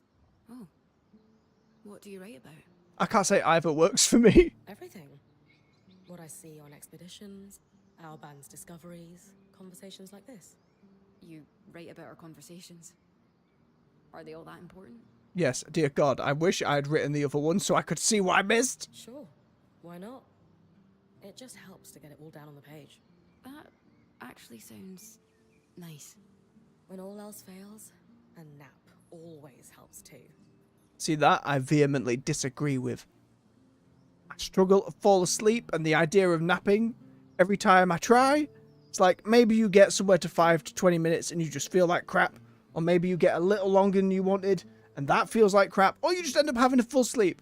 For Ashar, maybe. I don't. Some people put their head down, sleep, hour, wake up, fine. Don't get it. All right, this means nocturnal. Sure. But you need some kind of break from time to time, Casmin. I'll think about it. All right. Just checking with the rest. Damn, I have Strand first. Can upgrade our tiny servant. Now, does that make him bigger or summon more than one, I wonder? The image there seems to show absolutely no difference. And level 3 of fire.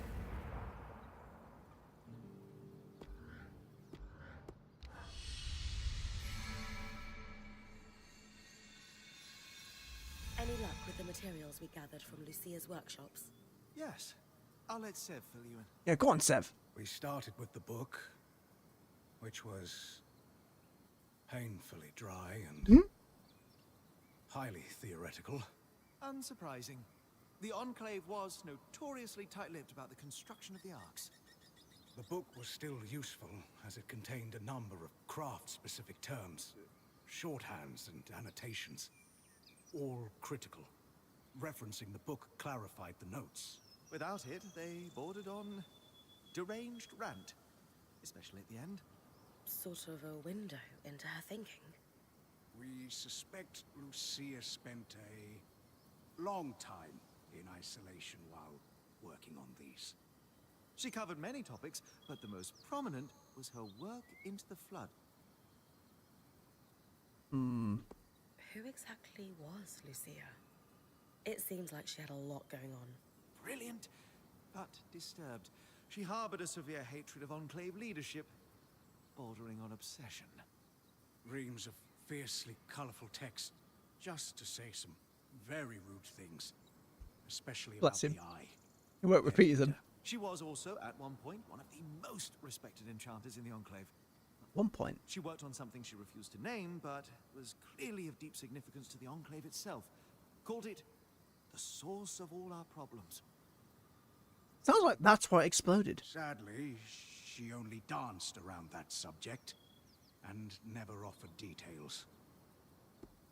We know the Hearthsiders spent years working in Dynevron after the Surge. Why do we think Lucia ended up so far from the capital? It's evident she disagreed with the leaders of the Enclave and gathered others around her who agreed. There's talk of several meetings taking place in the Mire, most likely to be away from prying eyes. Called her group the Verdant Minds. Very planty. I like it. It's poetic. It's like the first real inkling of something that I can draw for Sebastian. Her workshop was a little brisk, even for my tastes. Any idea why? She was fascinated with Enclave technology, specifically the dismantling, disruption, and repurposing of it. Remember our talk about the aeroliths and how they could influence the weather? When the effect is accidentally concentrated, it can be quite intense. We suspect she was experimenting with the aerolith in relation to the floods. She predicted their start. How do those devices I found with her mark on them tie into all of this?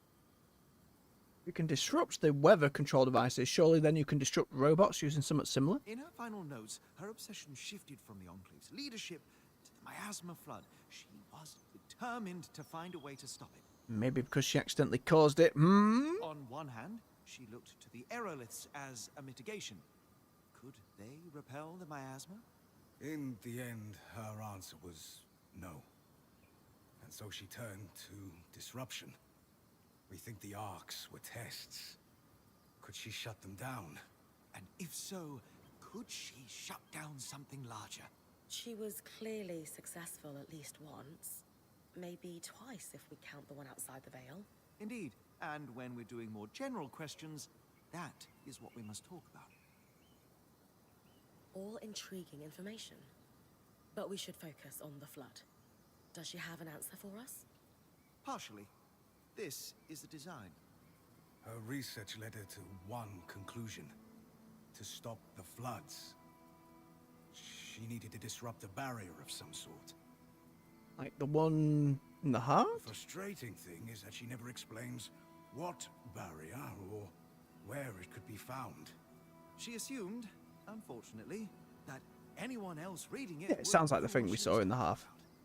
Her design is detailed and specific. The device it would create inverts the flow of magic in enchanted objects, disrupting them for a time. Temporary getting in, but not unsealing it. We think the devices we found on the Arks were prototypes, small experiments to determine efficacy and duration. So what's the catch? If the floods are still happening, clearly she didn't build one.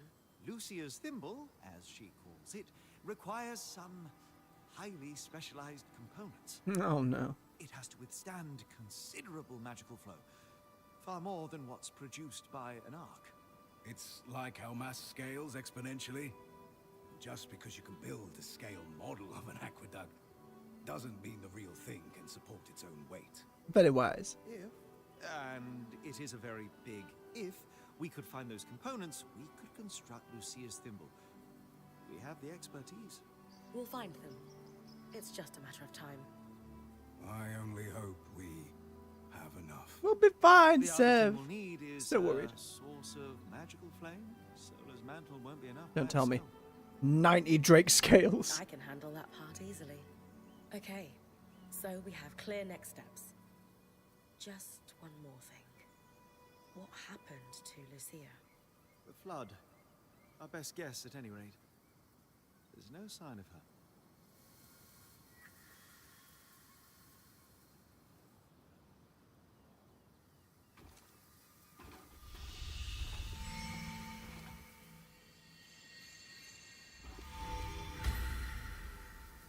Oh.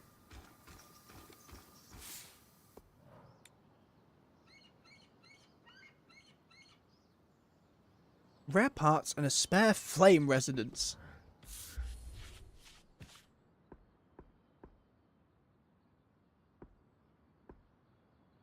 Maybe the third creature that does it? Potentially? One we haven't seen yet? What do you think, Dan? I am going to be poring through Lucia's notes for years. Fascinating stuff. Perhaps not to everyone, but she was a brilliant enchanter. It's not often I read a marginal comment accompanied with a lewd-doodle and go, flames, that's brilliant. Brilliant mind, just casually drawing smut on the side.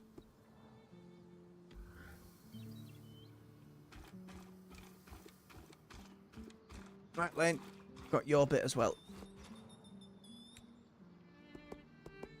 I'll do the non-quest one first. Have a swig of my drink.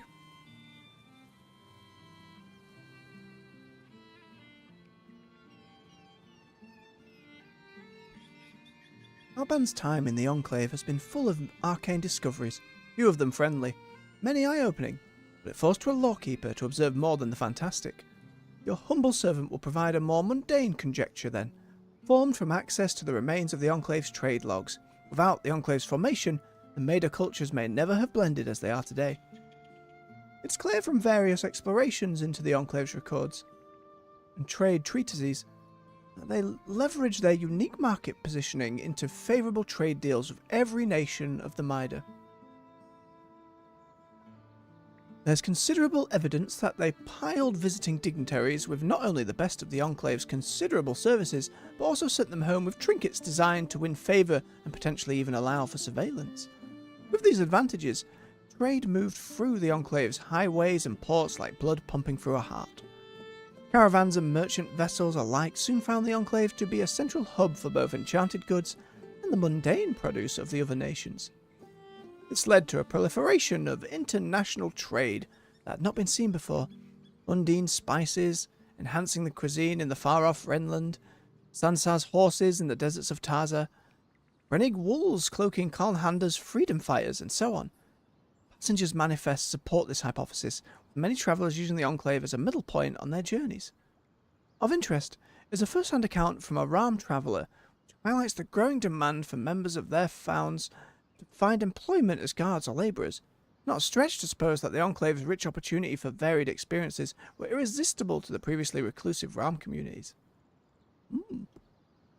It's really well with itself.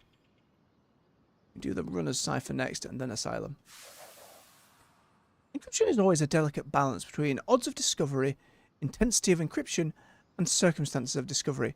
Our runners, apparently recognising the odds of discovery were low and having to pass messages out in the field, opted for a reasonably simple rotational cipher. Perhaps it was one they learned as children and repurposed to communicate in a way the Enclave's leadership wouldn't find. While the notes use considerable shorthand taken together, they make it clear that not all is well with the Heartsiders. Suspicions were running high, and supply acquisition seems to have become steadily more dangerous over time. So it's like Lucia's band here was part of the infighting as well? Yes, and if the R is Mm-hmm. with the numbers of They're having a great time. that just indicates spaces. Ah, Got it? yes. I'll translate all that we have, and we can discuss it with Casmin. Good stuff, Lane. We need all the information we can get. And valuable insight into post-surge society that developed here.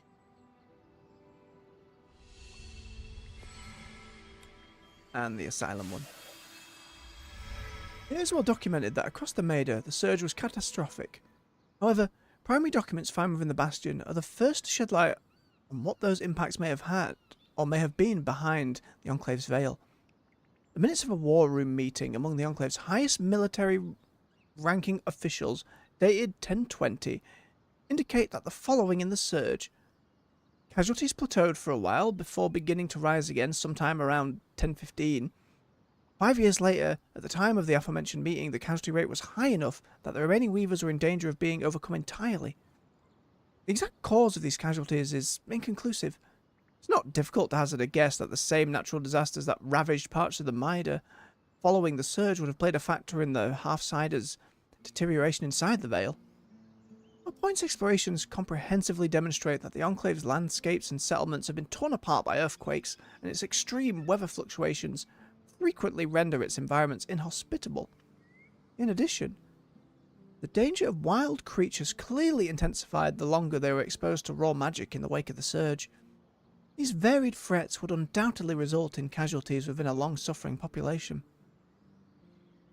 In addition to this, a research paper was found within a military workshop for enchanters, dated in 1010, entitled Observing Ark Degradation. This paper raises another theory, that perhaps the Ark's hostility had contributed to the survivors' rise in casualties. Initially, our band had pondered the question of whether the Ark's hostility was an act of defence from the surviving weavers here. This paper proved otherwise. It would appear that there was an expected and normal amount of behavioural degradation, according to the Enclave's head of defence weaving, Cornelius Trad. However, over the course of the following 10 years, the Arks began turning against their own creators until all had become hostile by 1010. Trad believes that something sinister was at play, knowing this was far more than repair malfunction. Again, it's like 7 that we're looking through. Clearly, sabotage was involved. To summarise, it's difficult to conclude with certainty which of, if any, of these factors are what led to the devastating casualties among the survivors. This is in large part due to mass censorship ordered by the Enclave's highest-ranking official, the Eye. Thus, most of the records we have found pertaining to the rising casualties are heavily redacted. However, in a letter to the Bastion's commander, Constanhild expressed concern that details of their crisis were being leaked to a dissenting group of civilians who might aspire to thwart Asylum. This detail allowed us to tighten the scope of our search significantly. So what was Asylum? We can say with certainty that Asylum was a defensive measure that was enacted in 1026 as a response to the rising casualty rate, and that involved sealing an underground portion of the city behind a magical barrier, not dissimilar to the veils surrounding the Enclave. Well, the half we found then. Given that we still have yet to encounter any Half-Siders, it would be easy to conclude that the surviving population of the Enclave was sealed inside this barrier for safekeeping from the various threats that escalated following the surge. It is important to note that there is no solid evidence to confirm this. This could be due to the fact that Asylum was a covert military operation, and thus the Enclave took care not to document the location of their safe haven. That would be a reasonable estimation, but it is important to note that this is pure speculation until we find further proof of what Asylum's barrier contains. I mean, I assume it contains the people down there, or what remains of them. I know we need to discuss the barrier and its potential ties to the flood. But want to give me a rundown of the research first? Of course. Years after the surge, there was an inexplicable spike in casualties. You don't think it's due to the Arks going hostile? That may be part of it, but we can't be certain due to the information blackout. All we know is that it nearly wiped the Hearthsiders out. What seems to have saved them was Asylum's execution, a defensive measure that involved sealing the underground behind a magical barrier. Almost like the Veil. Exactly like the Veil. It's got to be where the Hearthsiders went, right? Remember, the letter mentioned they were evacuated from the city. To an undisclosed location. We have no real confirmation that they are down there. I mean, we found a barrier. But it would make sense, wouldn't it? After all, asylum can mean shelter or safekeeping. It can also mean prison. I know everyone wants an easy answer to where they went, but something just doesn't add up. I'll trust your instincts. You would think there would be at least one document linking Asylum to the evacuation of the city, and there simply isn't. Khan Stanild gave the orders to execute Asylum. Do we know anything else about him? Judging from the series of letters between him and the commander, it would seem that, at the time, he was recently elected. And judging from the frequency with which he followed up on the commander's progress with Asylum, this defensive measure was a key pillar in his political platform. He seemed to grow increasingly concerned with his popularity among civilians in the most recent letters. Someone who was brought in emergency and didn't expect to be well received. Ugh, isn't that kind of slimy? Leveraging a security crisis to consolidate political influence? Yes, it's incredibly slimy. It sounded like they didn't like it, but I guess I read it wrong? And the commander? Do we know what happened to him? It would appear that Asylum was executed successfully, so perhaps he is still alive. But until we find the Hearthsiders, we can't know for sure. You said the casualties spiked long after the surge. Can you elaborate on what might have caused this? This is truly the thousand-fairer question. With the information blackout, I can't find a concrete link to the cause across hundreds of pages. Ark hostility could certainly be a factor. Clearly, numerous Weavers were killed by their own defenses. The recorded minutes from other meetings in the war room illustrate a long period of geological instability following the surge as well. Aftershocks and earthquakes, and well, not to mention the outskirts grew more dangerous each year as the creatures were allowed to breed unculled. But these threats seem to plateau in the early years after the surge. There is no mention of the spike that resurfaced and prompted Asylum. That's so strange. Unless sabotage. It is. So the Enclave didn't just hide information from the rest of the Mater, but their own people as well. Judging from the secrecy and a few of the letters you found, I would guess that high-level officials were paranoid. Clearly, not everyone was in favor of this measure, and some might have wished to thwart it. Lucia wanted to break the barrier. People like Lucia. Hey! And a dissenting group known as the Verdant Minds that she had ties to. We just had a natter about that. It's entirely unclear what those ties were. So, back to the barrier. Think it's the one Lucia was trying to take down? Yes, the very same. She was right, too. It's causing the miasma floods. The raw magic that off-gasses from the Veil is what causes the tangles to cluster at its base. Oh. Wait, then why I assumed you make Big Shield to contain exploding gas and ore. But if the Veil's what causes it, then that's even more worrying. Dam, we theorized that this second barrier could potentially be doing the same thing. And they really just wanted to hide something. Except in a more pressurized environment, like, say, within a barrier of kinetic magic. We don't get small pockets of raw magic like tangles. We get floods of it. Precisely. So we need to remove Asylum's barrier to stop the flood.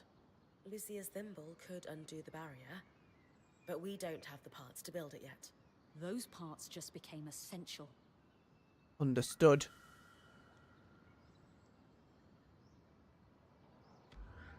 Sarah, Blaine, what are you reading?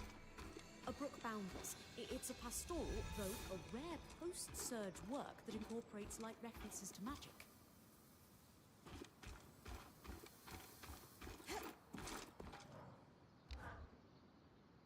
I keep thinking about how angry those notes were. Lucia's. Yes, the tone was acidic, and she clearly felt she'd been betrayed. Not in the general sense. Insightful fellow. It was personal. I just wish she'd been more clear about by whom. Maybe the Eye, maybe like the leader of them.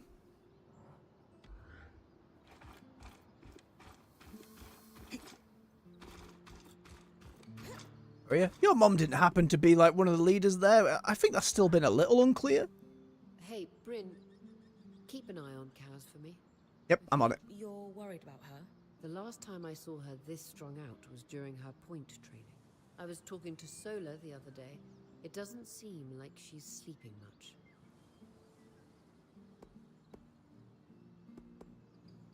I'll let you know if I notice anything. Don't worry. I'm sure Casmin will be fine. You're probably right. Just keep your eyes open. Oh yeah, Captain. She seems to open up to you more than the rest of us.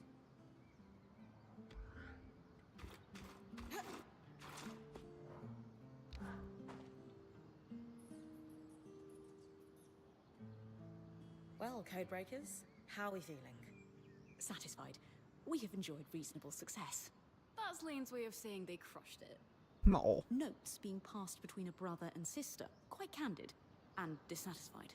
In particular with their boss, who they refer to as the Grumple. The Grumple? A Renland myth, where ill-behaved children would be gathered up in a sack and tossed into the river to drown at the end of the year. Lovely. Bye. The Grumple, yes.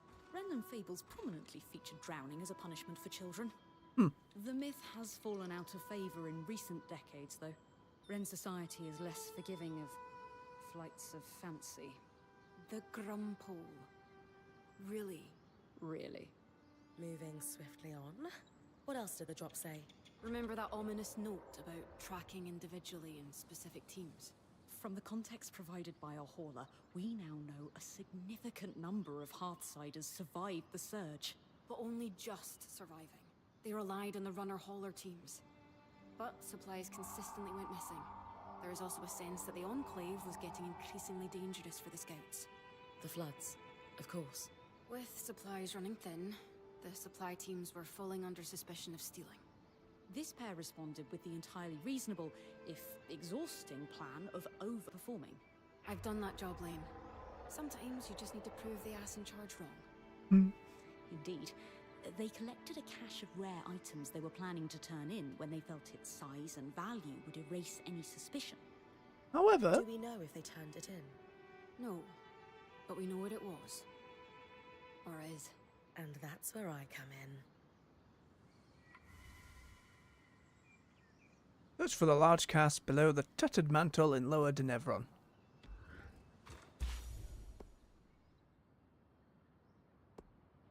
That gets us through. Still more beasties to hunt down. Alright. This is really bad. I should have been faster. Oh, Cass, please. Yeah, I'm fine. I'm fine. Is it PTSD from what's happened with Aurea, or something even further back than that on like the sailing life she had? Is it intentional she's jumping up and down, or is that because I'm just close enough to trigger the jumping up and down? That's me. I am so sorry. Let me pet this beautiful creature. Right. Check in with the others, make sure we're all good. I don't think there was anything new to craft. Other than finding out what these things are. Rep Hearts looks all over the shop. It specifically needs the refined cedrite, so as long as I'm not using that for anything.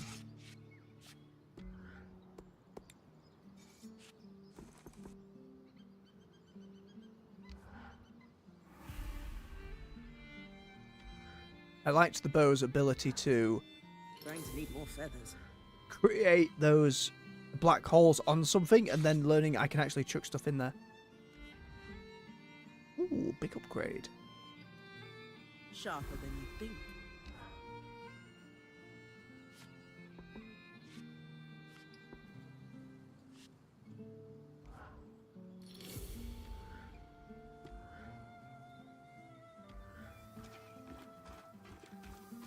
Right then, a lot of heavy lore there.